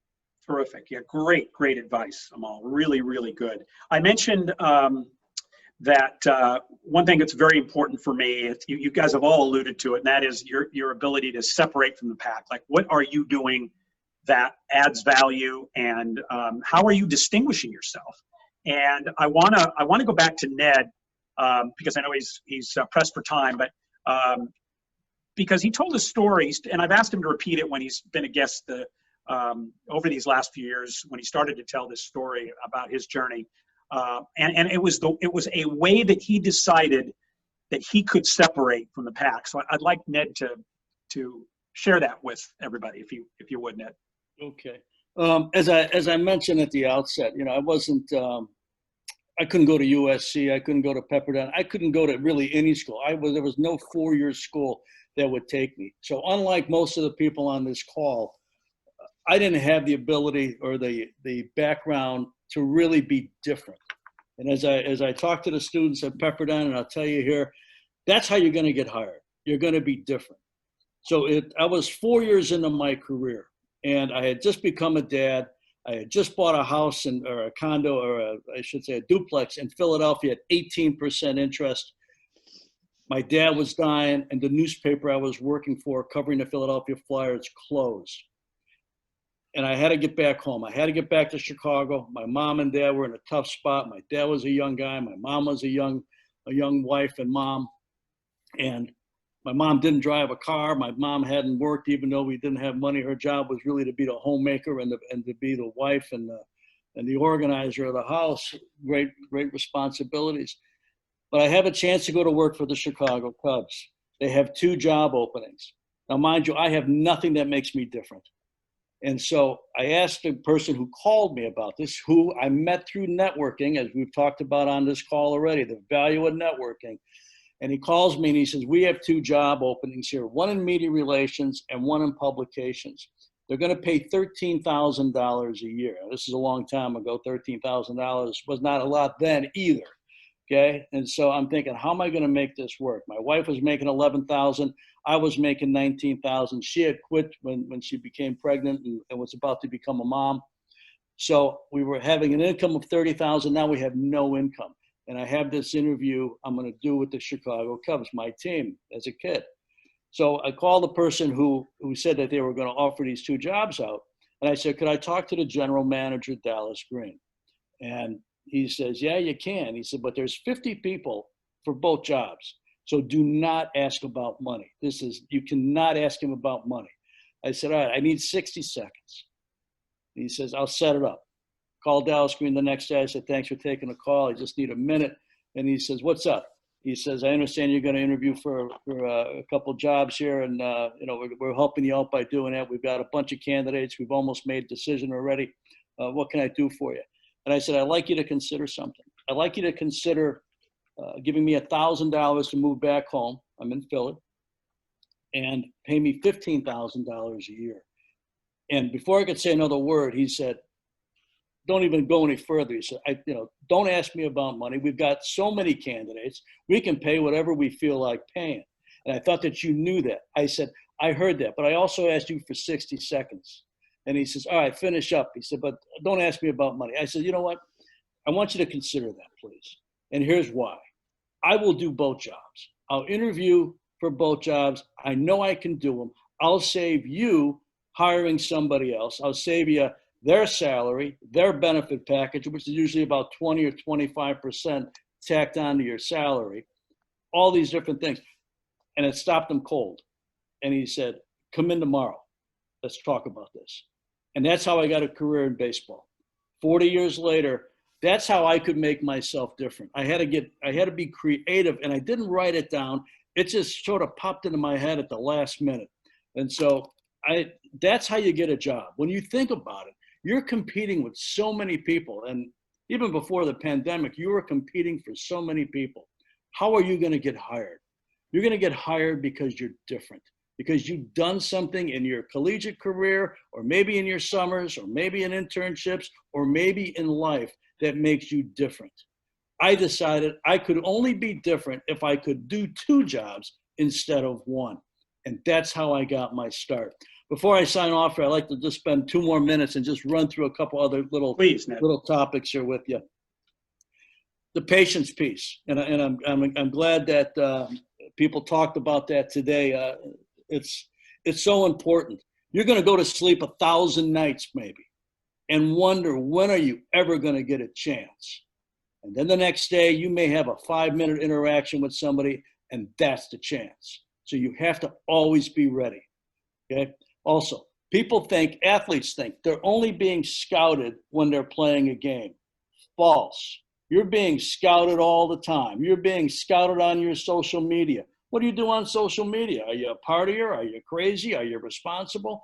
You have a chance through social media to tell people who you are. And believe me, they're going to pay attention to it. I have passed on #1 pick talent that could be a first-round pick.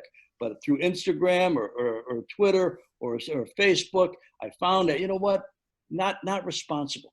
Good athlete, but not responsible. Passed on them because you learn. And anybody that's doing business with anybody, is going to really take into consideration as much information as they can have. They're going to have the pick of the litter when the pandemic is over. They're going to have the pick of whoever they really want to hire. Put yourself in a position to get that chance. You can't get that chance without it. So that is please, I'm encouraging you to do that. And ask yourself, why would you hire yourself? I ask the students at Pepperdine this every semester. Write down why you would hire you, okay? You got to start there. What are your attributes? What are your qualities, okay?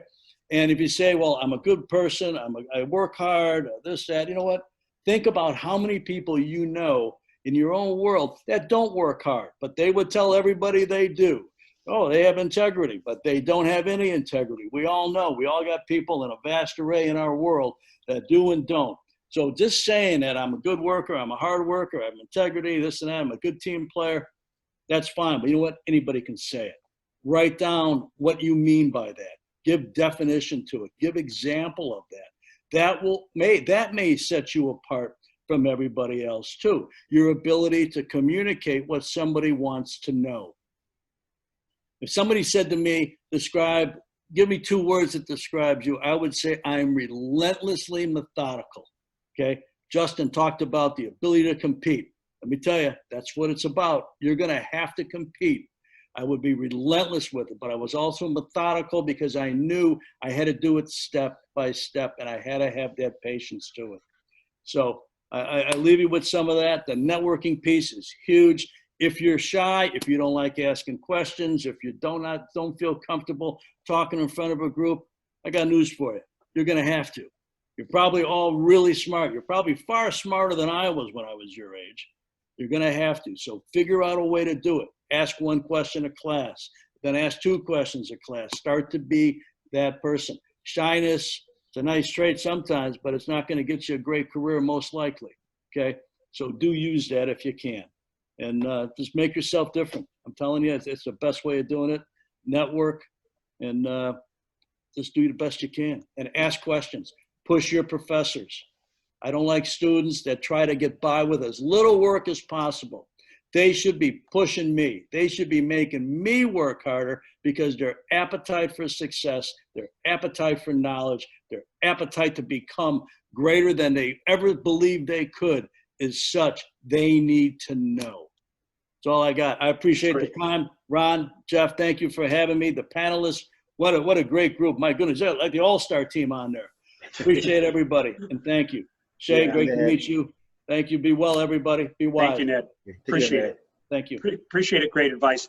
Picking on up on something that Ned said about, like, you're not separating yourself if you just say, well, I'm passionate about sports, or I'm a hard worker, or I know a lot about sports.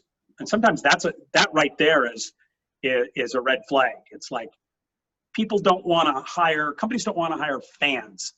You know, it's just you're concerned about somebody that's sort of starstruck, the idea of working around people that maybe you know, whose careers you know about, follow. So it's not how much you know about sports. It's not just that you're a hard worker. That's a baseline. That's a given. So while that is important and should be mentioned, don't overemphasize that. I think also, picking up what Ned said, give specific examples of your work. So, I had a really good career, or I did some really good things doing this internship for the Dodgers. What were those things? Give examples. Things that somebody who maybe knows somebody else at the Dodgers might call them up and say, hey, we're interviewing somebody here and they mentioned this project and blah, blah, blah, because you've been specific about your role in that project. Don't get lost in the generalities, because just remember that everybody's going to say, some of those really, just sort of generic things. So be specific with things that you did. Take advantage of the opportunities that come up. Caitlin, whenever Street League has an event, and they've been at USC the last few years, not this summer, unfortunately, but she always tells me, if you want students of yours to come over and help us out, they can. I will offer them the opportunity. Or if they just want to come and watch, I'll leave tickets for them.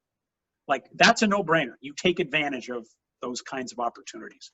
I wanted to get some of the students and some of our attendees an opportunity to jump in here if you'd like. One of my students, I think, is here. Said he was going to be here. Charles, are you around? Cariol? Yeah, I'm here, Jeff. So, yeah, I didn't tell you I was going to do this, but when we were emailing this week and you were kind of catching me up on what happened this summer, and we were, all disappointed that it was this kind of a summer in terms of being able to gain experience. You in your note, you said that you had worked on refining your skills, better educating yourself for a future career in sports, and aiding your community. That's a lot during a time when there's this sort of near shutdown in sports. I'm wondering if you can share, and again, I'll apologize sort of for putting you on the spot, but I know you can handle it. What did you mean when you talked about what you did this summer to advance your career? I think the biggest thing is kind of just taking this time, because there was a lot of downtime, and kind of just making myself as knowledgeable as possible on what I want to do, kind of everything surrounding that. I think the biggest thing for me, I mean, I have it right in front of me, is reading. I like to read a lot of books about the sports industry. Mental Game of Baseball. Just Scott Boris mentioned that in our class. I haven't read it yet, but I'm getting into it. Pete Carroll's autobiography is a good book to read. All different types of stuff. Money Games with David Carter, another good book. But kind of just educating myself and taking this time. I mean, this is a time where everyone had so much downtime and had so much free time on their hands that some people could take it and just sit back and relax, but I kind of took it as a time to kind of put my foot to the gear and get going. I kind of, with aiding in my community, so I'm working an internship right now at a baseball agency in Santa Monica. I've been doing that since January. I also do PR work for a sports PR firm that Jeff introduced me to and got me connected with. I've been doing that. And then I also was able to get connected with my local tennis club. And so something just like on a small level like that, where it's involved with sports, but it's not some big grand scale agency or anything like that. It was just my tennis club. They needed help with their marketing pitch. They lost a lot of customers due to COVID, and they wanted to get them all back. They wanted to kind of improve their social media. And so I came in, and I originally just came in just for looking for a job. I had still a lot of free time on my hands. So I came in just looking for some extra money. I told them I'd come in and mop the floors with them, and I could spend a few hours there every day and get some extra money. They kind of saw my resume and were like, oh, we'd love to bring you on from a marketing perspective and a sales perspective. So I've been able to help them a lot with that. Trying to take the LSAT in August. So I've been doing prep classes for that and studying with that. So I think, and I guess it's more personal, I'm the type of guy where I like to be doing something 24/7. I kind of talk to my friends. They talk about like their internships and how they work investment, and they work 8 hours a day, and they wake up at 5 a.m. But I kind of say working in sports, it's a never ending job. I work Sunday to Sunday, 12 hours a day. I have 3 different internships, trying to become a lawyer to help me win the sports industry. So I think filling your time with stuff is always important, and there's no better time to do that than right now. Great. That's great. Charles, having been in my sports business media class in the spring, and as a baseball player at a great baseball school in Southern California, Jay Serra, before San Juan Capistrano, before he came to USC. But I know his work ethic and how dedicated he is. And I thought when you mentioned about being productive, I knew there would be a lot of things there that you had done, and I wanted you to share that with everybody. So thank you for doing that. Brian, do you want to ask Charles directly what you just said? Because I'm coming to you next anyway. It's just funny. You're on the front lines with jobs, work in sports. So you've seen how the market has changed, evolved. So I thought it'd be a good time for you to share with everyone what maybe trends you're finding that have happened this summer. Anything that you can look at that may be going a certain direction from this point forward. But you can start by telling Charles. Yeah, Charles, that was complimentary. I said I thought you had a little Chris Evans Captain America thing going there. So I'm not ashamed to say it. I mean, I think it's spot on. Mustache. I will say a little bit of show prep here, a little bit of research before we started. Yep. So on our site, workinsports.com, we had 26,000 jobs active in February. So robust sports market, everything going great, right? 50% of those jobs were in sales. And that tends to be the trend for the market. Most of the jobs in sports are revenue generating. In the time 2 months after, so March, April, we went down to 6,000 jobs. I mean, just everything was like, whoa, not happening, right? In the time since then, we're back up to 16,000. So the trend's heading in the right direction. If you think about hiring, it tends to be in a 3 to 6 month window too. So somebody's posting a job now is looking ahead 3 to 6 months because they know it takes a little while to fill it. So everybody's predicting that they're going to be in a better place 3 to 6 months from now, or at least hoping. And so they're starting to post jobs again. Now, where the show prep part comes in, I broke it down into categories. I'll go through it quickly. Basically, our job board is broken down into 9 categories. And number 1 category all the time for jobs is sales and business development. That is our 7th ranked category right now. So that's not where the jobs are coming back. Early on, I was telling everybody who would listen, I was talking about it on our podcast all the time, all these organizations are losing revenue. When we come back in April, June, they're going to be crushing for salespeople. They're going to want to make up that gap, look for sales jobs. It's going to happen. And now here we are, and nothing came back. So sales jobs are on hold. That's not where the focus has been. Retail and lifestyle jobs, Nike, Puma, product-oriented jobs, okay? So think e-commerce. Think about companies that can sell product online and design and do all those sort of things. That's our highest category right now. Fitness and recreation, tech, data, and media creative are the top 4. I can go into more detail, but really that's the top line of things. If you think of media creative, you have to look to the online sites. You have to look at those digital content providers, all those sites that are dying for content. That's where a lot of the opportunities lie right now, is that there's an appetite, but there's not a product. So where can we get creative? Where can we tell stories? Where can we get into the personalities and the people and do things that are agile and aggressive and still be innovative? You know, as so many people in this group, I think will echo, with long-term media rights deals in professional sports, a lot of times what that means is we get complacent. Teams, organizations, leagues, content providers, there's a lot of this money that's already booked and pushed out for a decade, right? When I was with Fox Sports Northwest, we had the Mariners deal. We had that for 10 years. We knew that they were going to be a steady stream of revenue going back and forth. So sometimes you get complacent and you don't start innovating. So now is a time for the innovators to step forward. Now is the time for those people to go at it aggressively and say, there's things we can be doing to really push the envelope here and to start to get creative and innovate and be flexible. And so many other people have talked about it, the need to be flexible and the need to be adjusting to the times. You can't get yourself in one silo. You have to be able to spread out and do various things. You have to take this time to learn different skills, do different things, and make yourself as marketable as possible for the world. If you sit there and say, I want to be on camera, on TV, and that's it, well then you're going to die on the vine right now. You have to be able to be flexible. You have to look at a job at maybe being an SID at a school. You have to look at a digital content provider. You have to build your personal brand on all your social channels. You have to be aggressive. Now is the time to be innovative, flexible, and creative. And if you're not doing that, you're not going to fill the roles that are out there, because organizations are in a good spot. They are going to be able to pick the cream of the crop. So how do you get yourself into that top 5%? How do you get yourself in the consideration set where you get to get in front of somebody for an interview? That's the challenge for everybody right now, is to say, I have to be special. I have to stand out. I have to be able to be better than everybody else. So figure out what that mix is for you. I just finished interviewing Shabazz Khan, who is the director of digital content for the Timberwolves. And he told this really awesome story about how when he was trying to get his job in digital content, he literally made fake Twitter accounts and started doing the job of like live tweeting, telling stories, doing all these things of how he would represent if he had the job, and then was able to present that to him as his actual real portfolio. So think of creative ways to present yourself, because that's what's going to make you stand out when you're looking for these type of jobs, and think wider. You can't get too narrow of a focus. I think that's great advice, Brian. I think people will always want to know, what have you done? Show me examples of your work. So there's no reason that you can't now start your own podcast, or you can't be blogging about something that you feel like you have some real knowledge of. Like, you know, be creative and innovative, and just get your stuff out there so you have examples to show people. I think it's really important. It's something you can do now. It used to be that you kind of worked always to try to find a way to get discovered.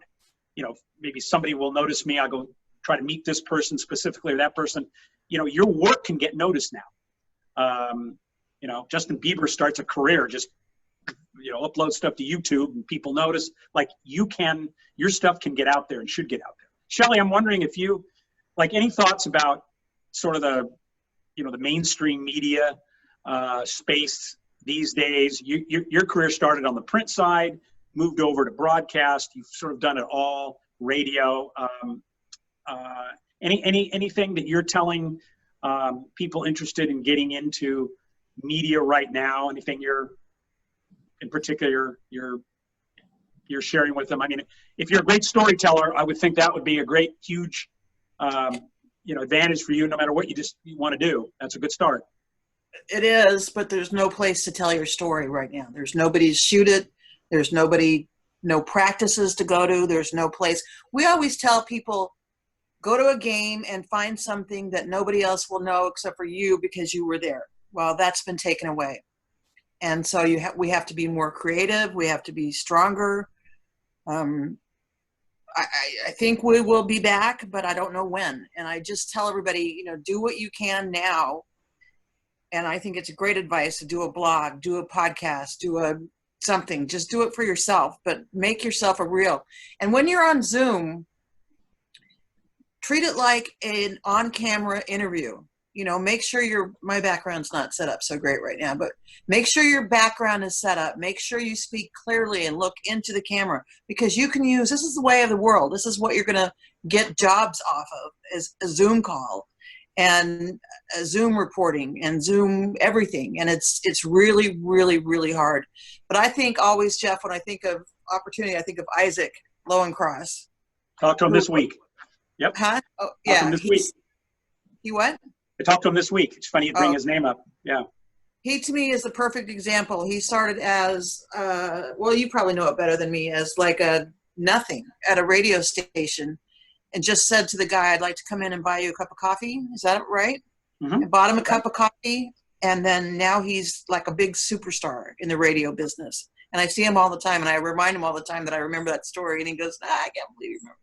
But I do. You got to do things that people aren't willing to do. Like I spent all last week logging Zoom calls because we were understaffed and overworked. And so here I am doing what an intern would do, but we needed it, and so I logged Zoom calls.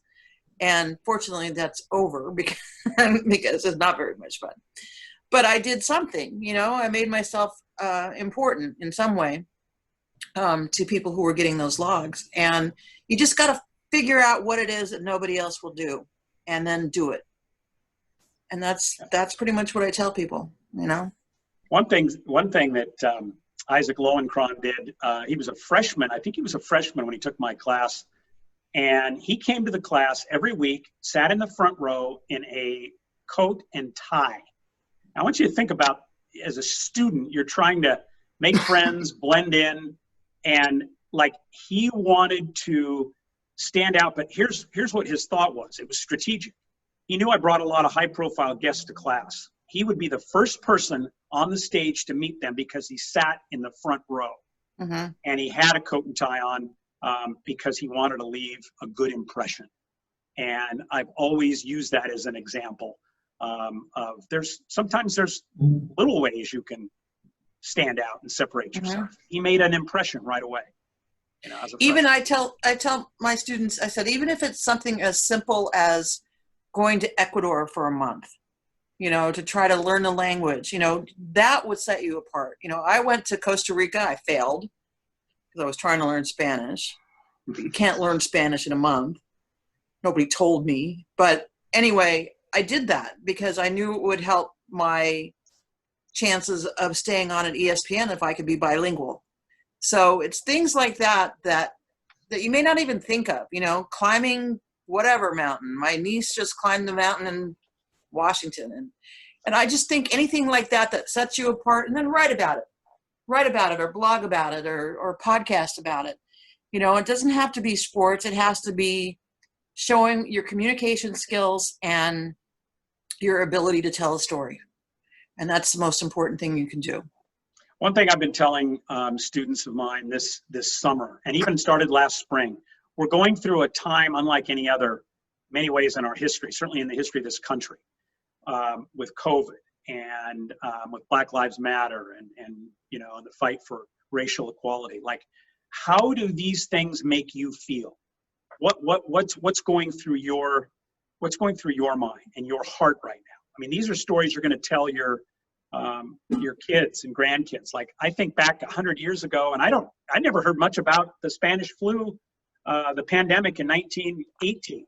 Like, wasn't ever that prominent in history books that I saw. But we're in a different time. We're in very much of a storytelling time. So, like, how did this affect your life, and what are you feeling now? And I think it's important, as you said, Shelly, to write this down. So that's my first week assignment. Thanks, Jeff. You just stole my first week assignment from my sports commentary class.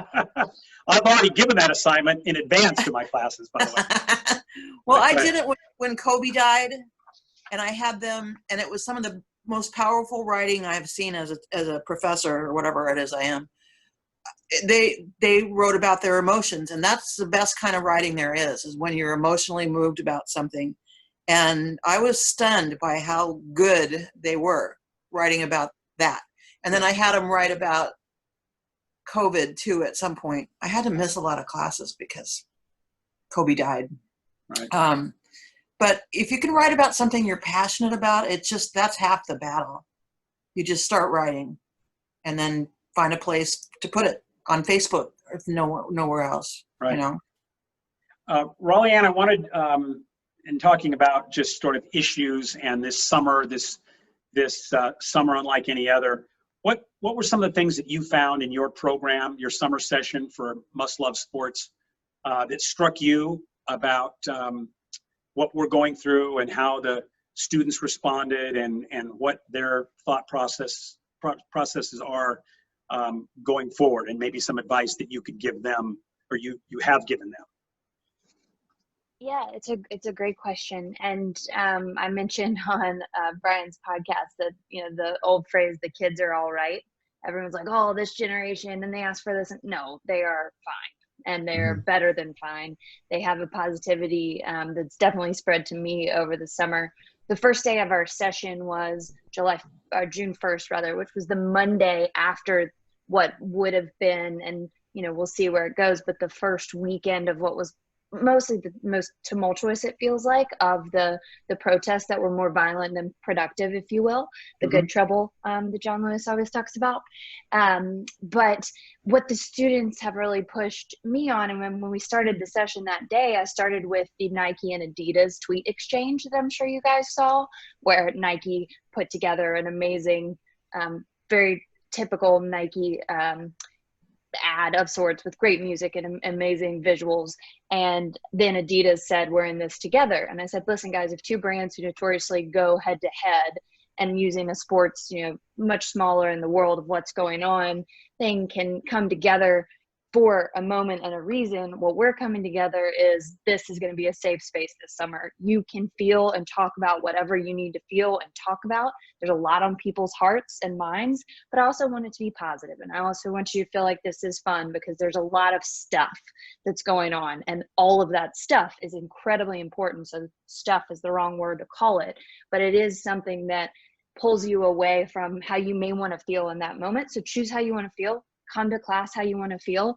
And a lot of the students, have challenged me throughout. We had an amazing sit down with one of Shelly's colleagues, Jay Williams, just came on. He had his IFB hanging out of his ear, clearly had just been on TV. And he got up and he was like, somebody threw a brick through my window this weekend, and was very real, right? And talked about things that the students needed to hear and had a real conversation. I'm so excited. Next week, we're having our commencement. So we're going through different things. We took feedback in the middle of July to even teach that feedback is important to have.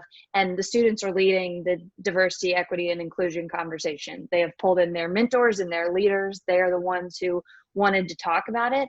And that's huge. But then most of our assignments haven't been like the really intense. If you are in one of our capstone programs, that's where you're getting credit. So it's more regimented, but our assignments have been like, identify the squad that you want to have help you. Who are those people that are going to be more than just a LinkedIn connection? What's your passion right now? And I don't mean just sports. Like, I'm passionate about education and helping people. What's the thing that keeps you excited to go into work? Because some days work is work and some days work is really awesome. And those are the types of assignments. And through that, we've had a lot of conversations. One week it was to register to vote. 1 week it was action over impact. Like, we don't have to make these assignments that intense. It's the summer. It's supposed to be, like I said, a safe space. So we've had amazing conversations. We've made sure, I hope, to balance that there is this hustle culture. Don't feel like you have to hustle all the time. But also they've taught me as much as I hope that, you know, I've even remotely taught them. Certainly not at your level, Jeff, but someday. No. Listen, no, what you're doing is fantastic. As I said, I'm calling it the summer of Raleigh. This amazing year continues, by the way. This fall, we'll have the most significant presidential election in you know, in our lifetimes. And so there's going to be so much to continue to chronicle in terms of feelings and, you know, where your mind and heart is right now. So that will just continue. Catherine Butler mentions that Medium is a great tool for personal writing. Great suggestion. Thank you, Catherine. I want to get to, yeah. Sorry. Can I just say one thing really quick before we get too far away from it? I want to push back on a little something that Ned said, and I would have said it when he was here, so I'm not trying to talk behind his back. But for everybody out there that feels like they might be a little bit more introverted, there is a place for you in the sports industry. So don't feel like there is not a place for you, because he kind of was intimating, I understand what his point was, but he was kind of intimating like you were on the hook to break out of that shell. And I don't necessarily agree with that. I think that there are a lot of positions in sports and in business and in life that are ideally tailored for people who have a more introverted side to them. I've known cameramen, I've known video editors, I've known all kinds of people in the sports world who've had successful careers as introverts. So don't feel like you have to be something different than who you are. I just wanted to make sure I said that before we moved on. I'm so glad you did, Brian. It's one of a zillion things that I'm going through my mind right now. But that comes up a lot of times when I have people that are speakers in my class that talk about the networking that they've done.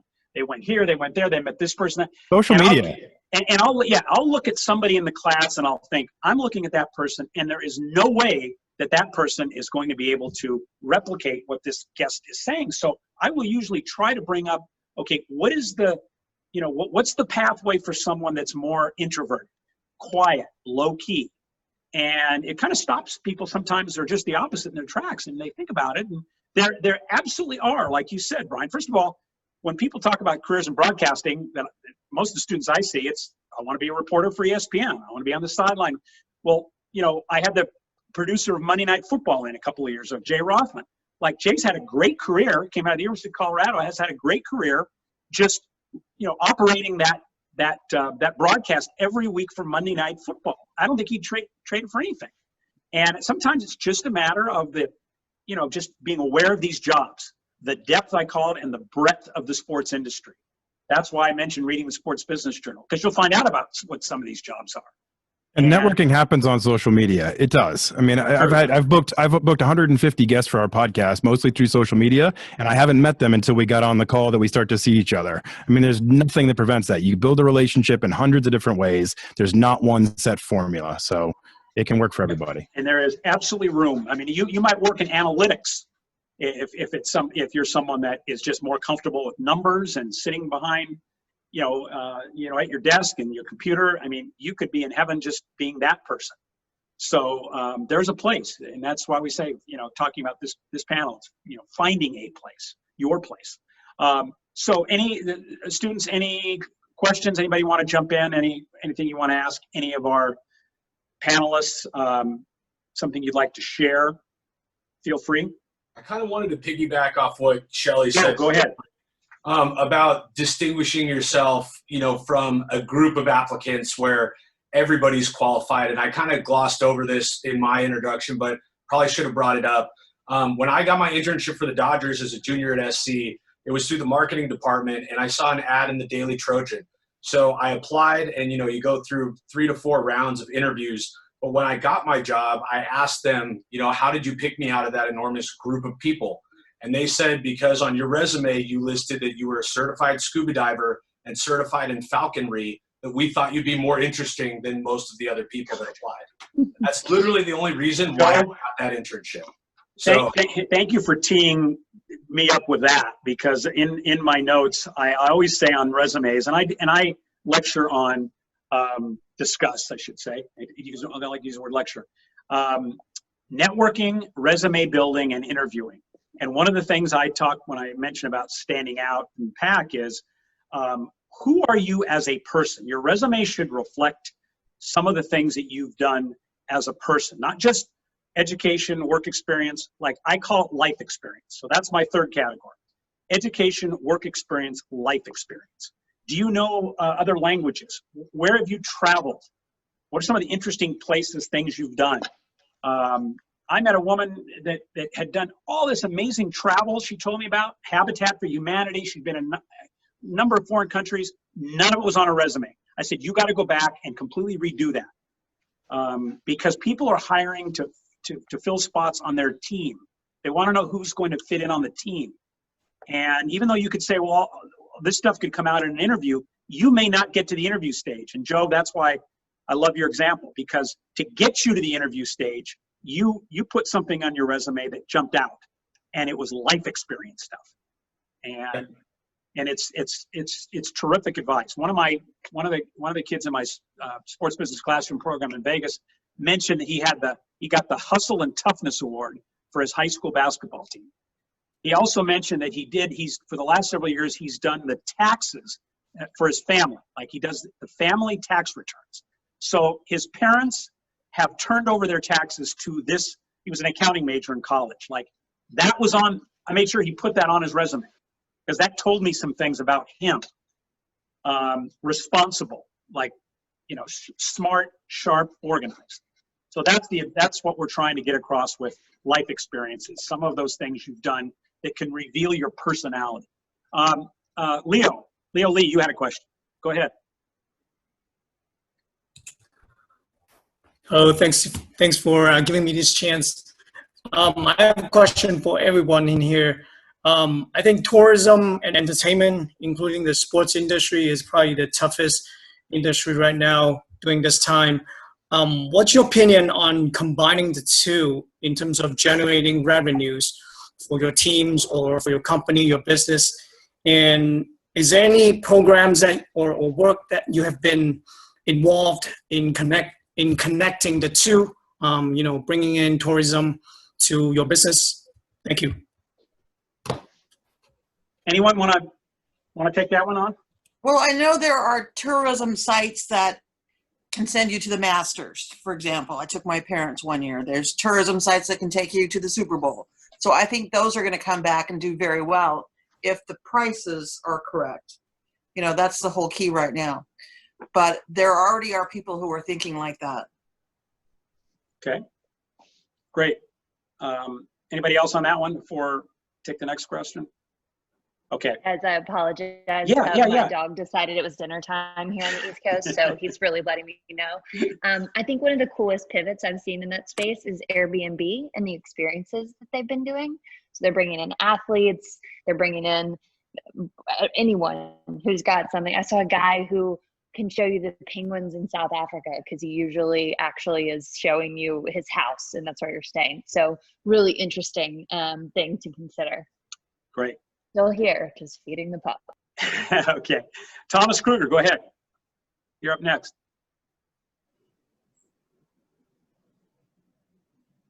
Thomas, question?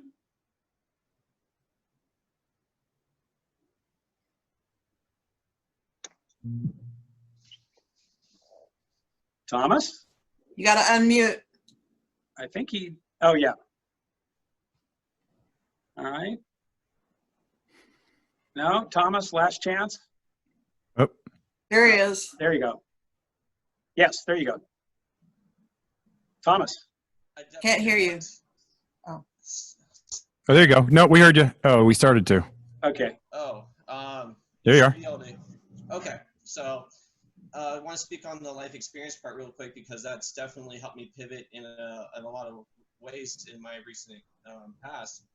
I'm at CSU Dominguez Hills, but working with AEG as well as James Collins, actually, so I have some questions for him too. But I pivoted into the IT department through the stadium, so that's definitely not on the revenue side, but it does I have specific skill sets that have been able to allow me to get in through the side door, so to speak. So there's incredible opportunities out there if you network and market yourself correctly with the right people, and I was able to do so, and I still want to move forward. great. And the Chargers has been hugely beneficial. But I still got to break in. You know, unfortunately, speaking of the life around us, on my way to maybe hopefully finding that full-time position there, we had COVID strike and most of us got furloughed. So even if you do get in, the struggle never stops. And you got to keep pushing forward like we're doing here today. So my question to James Collins is that, you know, in the AG environment and how we're going to get back onto the track in the sporting, you know, industry, especially a lot of us that, you know, depend on other events to survive. What are things that we can be doing now to solidify those full-time positions within, you know, this industry while we're still trying to make, you know, our name known? Yeah, no, it's a great question. At AG, we got hit really hard, obviously. We run a lot of venues around the world, and there's no events that can be had. So sorry to hear your story, and we've had to furlough and lay off a lot. I think the biggest thing is definitely stay in touch with the people that you were working with. You know, it will come back, to everyone's point on the call, you know, and those relationships are everything, and your willingness to keep in touch and make sure you stay in the know and everything that we're going through right now, that's the most important thing, so that when things do open back up, you really kind of were there the whole time. You didn't miss a beat in terms of our processes and what's been going on. At the Kings, we had to let go of a third of our staff, and, you know, I've kept in touch with a lot of them, you know, and made sure that they understand that our plan and hope is to bring them back when hockey's back. So just keep those relationships, keep talking with folks, make sure you understand what's going on in terms of the department that you were in, and just stay very much on top of those job boards and know when it's there, because it's going to be a mad dash, and we're going to have spots that we need to fill quickly, and the people that are top of mind are the ones that are going to get those opportunities. That's great. Caitlin, go ahead. I was just going to add on top of that, I think young professionals have a really incredible advantage in not being quite as entrenched in the paradigms and the processes that we live kind of on the back end of the business. So, you know, concurrently kind of tracking what's going on and how the world's changing and how there might be new opportunities, because the jobs will show back up, but they might not be the exact same job. We're serving, you know, different solutions are needed.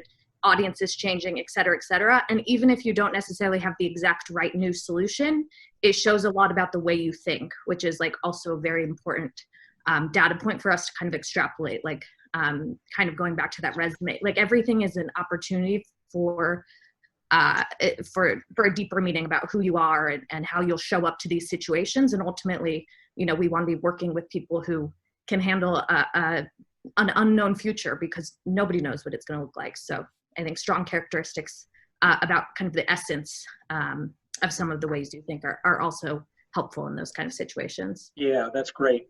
I think we have time for maybe one more question. We're kind of winding down, but Tyra Beck, you have something you wanted to ask one of the panelists or anybody? Yes, thank you all for being here.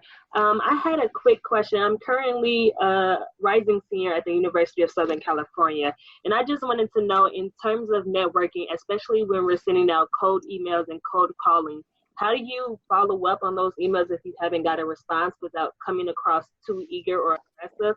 And then on top of that, after you've had that initial interaction, how do you make it into a meaningful relationship that lasts long term? I want to start with that, Tyra, because it was also a question that I think Jonathan posed just a minute ago on the chat, and it was really important, and I did want to get to that.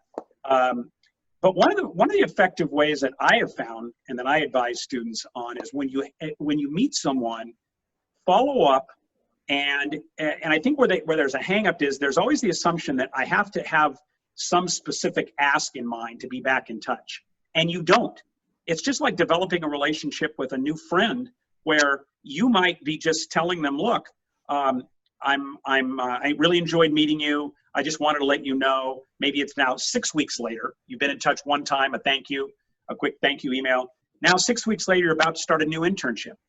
And you wanted to share with them, hey, just want to let you know that I'm excited about the next step of my life. I'm going to be doing this, or I'm taking a class. I came across an interesting article or a topic that I wondered if you had seen. and here's a link to it. Something like that. And you'd be amazed with people that get lots of email, to occasionally get something from someone where they're not asking for anything. They're just saying, hey, just wanted to let you know this was happening in my life. And again, thank you for the opportunity to connect. Thought you might enjoy this, or even not, or even just an update on what you're doing. So I think that's a way to continue to be in touch with someone. It's like that somebody just mentioned about being top of mind. I think James just said that. I talk about the students that stay in touch, stay in mind, and I really believe that. Just to piggyback, go ahead. No, go.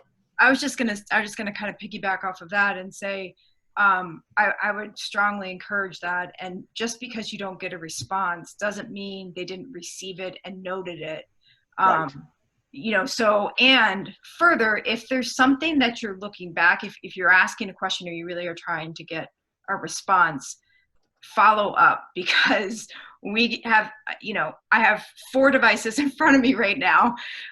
It's crazy. And it's also interesting that there's very few students that I've had the opportunity to really interact with that have stayed consistent and followed up. And those that have, I'm very, very receptive to that, especially in this environment of compassionate connecting, which I think so many professionals are really open right now. The other thing I just wanted to mention to Jonathan's question and for the group around, networking and, what does that really mean? One of the ways that I kind of found success, I think, or that's helped me over the years, was when I decided I was going to kind of put my roots here in Los Angeles. I went out and I went to a ton of sports networking events, and I got to know those different organizations, knowing that there was only one that I could really dedicate my time to, given the intensity that the job is going to require. And so I decided, based on my experiences, that WISE happened to be the group that I was going to, get involved with, because I really enjoyed the people and the work more specifically that they were doing. And that group is Women in Sports and Events. It's a national organization. But beyond just kind of attending the events, if you have the opportunity, I would offer you to think about getting meaningfully involved. And what I mean by that is finding a way to participate in that organization in a very consistent way, potentially on a committee or board, where you have the opportunity to be surrounded by these professionals and actually working with them. And what I found over the 10 years of serving on the board, it's that it has actually put me essentially at the boardroom table with every different sports business here in Los Angeles. I mean, everybody is represented, from every single team to all the agencies to the leagues. We're all sitting there at the table, and you're at the table in an environment that's non-competitive because you're aligned by the single mission of that organization. And so what you have is 10 years of experience where you're drawing from all these different organizations and intellect, and it's all kind of coming together, and it's proven to be not only a way to network, but also a way to really develop yourself as a professional. And that, really most of the time, the only thing that required was raising your hand and getting committed to serving your time. So I would just offer that up in another way to just kind of think about what that networking piece means. That's great. Anybody? Brian, go ahead. Another quick note on networking, and I'll make it quick, but a couple things not to do. Don't connect with somebody and give them your life story. 12 paragraphs is too much. Nobody's going to read it, right? Get to the point quickly. Provide value. Like, don't come out and ask for a job. Don't come out and ask for a referral. They don't know you, right? So start to provide value. Look for ways you can bring something to the conversation. I've had people reach out to me and say, hey, I know this person, Lauren Sisler from the SEC Network. You want to have her on your podcast? I can make the introduction. I've had people email me and say, I saw this article, a jobs report for a certain part of this job sports industry. Thought you might find it interesting. That starts a relationship. That starts getting me to understand them, their point of view, see that they're connected to the industry, that they have, it just starts to paint a better picture of them. When I get somebody that wants to connect with me and I look and see that they gave me chapter and verse, it's like, I don't have time for that. So get to the point. Have a note that you add that can express why you want to connect with this person, why it's valuable, and don't think of networking as a quantity game. Think of it as quality. If you get 20 people in your network who are directly connected to where you want to be in life or can add value to you, and you can stay in touch with those 20 people, that's awesome. 500 connections that you don't know means nothing.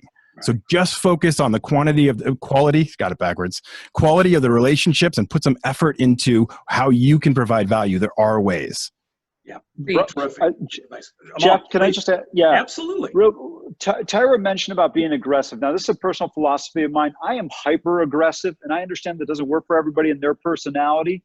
But I found for me that probably 85 to 90% of the time, it's going to work in my favor. So it depends on your natural disposition. I would tell you how you decide to approach it. I think that's going to be really critical. And then the other thing is I would advise on emails. Let's say you're a student at USC, as Tyra alluded to. You want to reach out to somebody on a potential internship on the East Coast. If it's me personally, I'm sending that email at around 4:30 in the morning, so it's in their inbox at 7:30. I want to be one of the first emails they may potentially receive during the day. And so that way they kind of they have tons of emails coming at them throughout the day. Just kind of try and guide yourself in a way where you're going to be maybe a little bit of a priority. And then one final quick anecdote. The first time I got to meet Pat Riley, Magic Johnson was my favorite player growing up, but I didn't ask him about that. The first question I asked him was, how did you come up with the idea to trademark three-peat? And I'm going to tell you, that turned into a 30-minute conversation, and then the interview went smooth as ice. Yeah, I would add to that too. Erika, Ryan, you guys are all preaching. I would say I'm a big person in terms of like connecting with people. I love to do that, but the messages that, like you said, are paragraphs long. Like I don't have the time to do that, but there's a lot of people who reach out and say, hey, Shay, just thank you for accepting the connection on LinkedIn. Just want to keep in contact. And I'll respond right away to that because I can literally, I have mental space to do that. And then I say, hey, I might not have a lot of time, but I would like to know, what's happening on your journey. Please, stay connected with me. And then people say, oh, I got the job at the Royals, or I got a job here and I got a job. And I can spend time, doing that. And I will say one thing that I thought was super interesting was I had someone reach out to me and ask me about company culture. And that's one of the reasons, I think I'm super happy in my career now is I have a company whose culture is amazing and who I can tell truly cares about me and the employees that I work with. So I would reach out and ask questions like that. And company culture is super important these days. Really asking that question to everybody you're going to work with in the industries you want to work within, the companies you want to work within, because everyone thinks that sports is fun and the games are fun and certain one-offs and different events are fun, but it's a grind, right? And so understanding how you're treated on a day-to-day is super important. Are they having avocado toast parties for you on Tuesdays? Are they bringing donuts into are there offsite activities that you have? Knowing what the culture is like is really important. So really ask those questions off top, and then that would be a great way to start a conversation because I'd love to tell you about culture. So I would find ways that you can communicate that they'd want to talk about. Yeah, that's great. Great stuff, Shay. And to follow up what Erika said, and I think it's a really good point, and I get this question from students. When you don't hear back, it doesn't mean that the person didn't see your email. It just means that for whatever reason, they didn't respond that time. So try not to draw conclusions. Continue to send them those updates.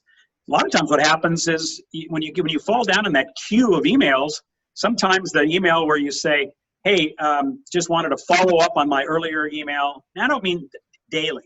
I'm talking about every few weeks or some point where you're not. I say there's a fine line between being persistent and being a pest. And it differs with different people, so you just have to have a feel. And you try to just use your judgment. But it's okay to follow up a few weeks later and just continue to update that person. So the relationship, just because it doesn't happen right away, doesn't mean that it can't happen in time. So I do think patience is a great virtue there when it comes to relationship building. So I think that we've already gone a little overtime. We're almost getting to our virtual happy hour. Erika, do you still mix a good margarita? Because I'm feeling like that would be a good addition at this point. Oh yeah. Actually, that's been like one skill I've tried to hone in on a little bit during this time of COVID. I'm growing some fresh herbs at home and infusing those a little bit. So it's been a fun little pastime to try to dive into. Just ran out of vodka. I want to thank all of our panelists. First of all, you guys are awesome, amazing. I am humbled and honored to have been your game manager quarterback today. Believe me, I can't tell you how much I've learned. But for you guys to take this time, and we've already gone over, I kind of had a feeling we might. So thank you, and thanks also to our participants, the students and professionals that joined us. Thank you for being a great audience, and for also being patient, staying through, listening to everything. And there's so many great takeaways today. But I'm thrilled we could do this. And as far as staying in touch, you know, and Ron, jump in if you would like students to follow up and send to that email address that they registered for the event, to be able to connect with anybody here. I think they should be able to do that, unless you have another thought on. No, Sally's already offered her email address. It's great. Yeah, no, that's great. And certainly panelists, you know, with your permission, you know, feel free to reach out to me directly if you have any other thoughts. But you know, certainly students, you can reach out to that email address, any questions, or if you want to connect with the panelists. But as was mentioned earlier, look for them on LinkedIn. You know, go ahead and make that as a first step as well. Absolutely, absolutely. So, Ron, I'll send it back to you, but just want to thank you again for organizing this. I hope it's not the last time we do this, and I look forward to connecting with everybody at some point. And, you know, I just want to say be well, stay safe, keep the faith, and hope to see you guys in person sometime soon.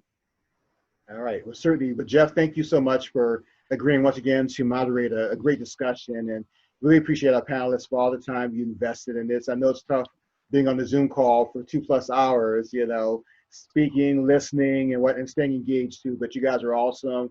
And students, we have a wealth of experience and expertise here, and a lot of heart too. So I hope that you consider yourselves fortunate for being on this call. But yeah, definitely reach out, stay connected with the folks here. And yeah, Jeff, we'll definitely do this again. It's great. I wanted one last thing, Ron. Some of the panelists alluded to this earlier, and my latest podcast is with Dick Enberg, the late great sports broadcaster, was a guest in my class in 2017, and tragically passed away 5 weeks later of a heart attack at age 82. But one of the things, and I mention this a lot when I talk about just sort of my keys to success.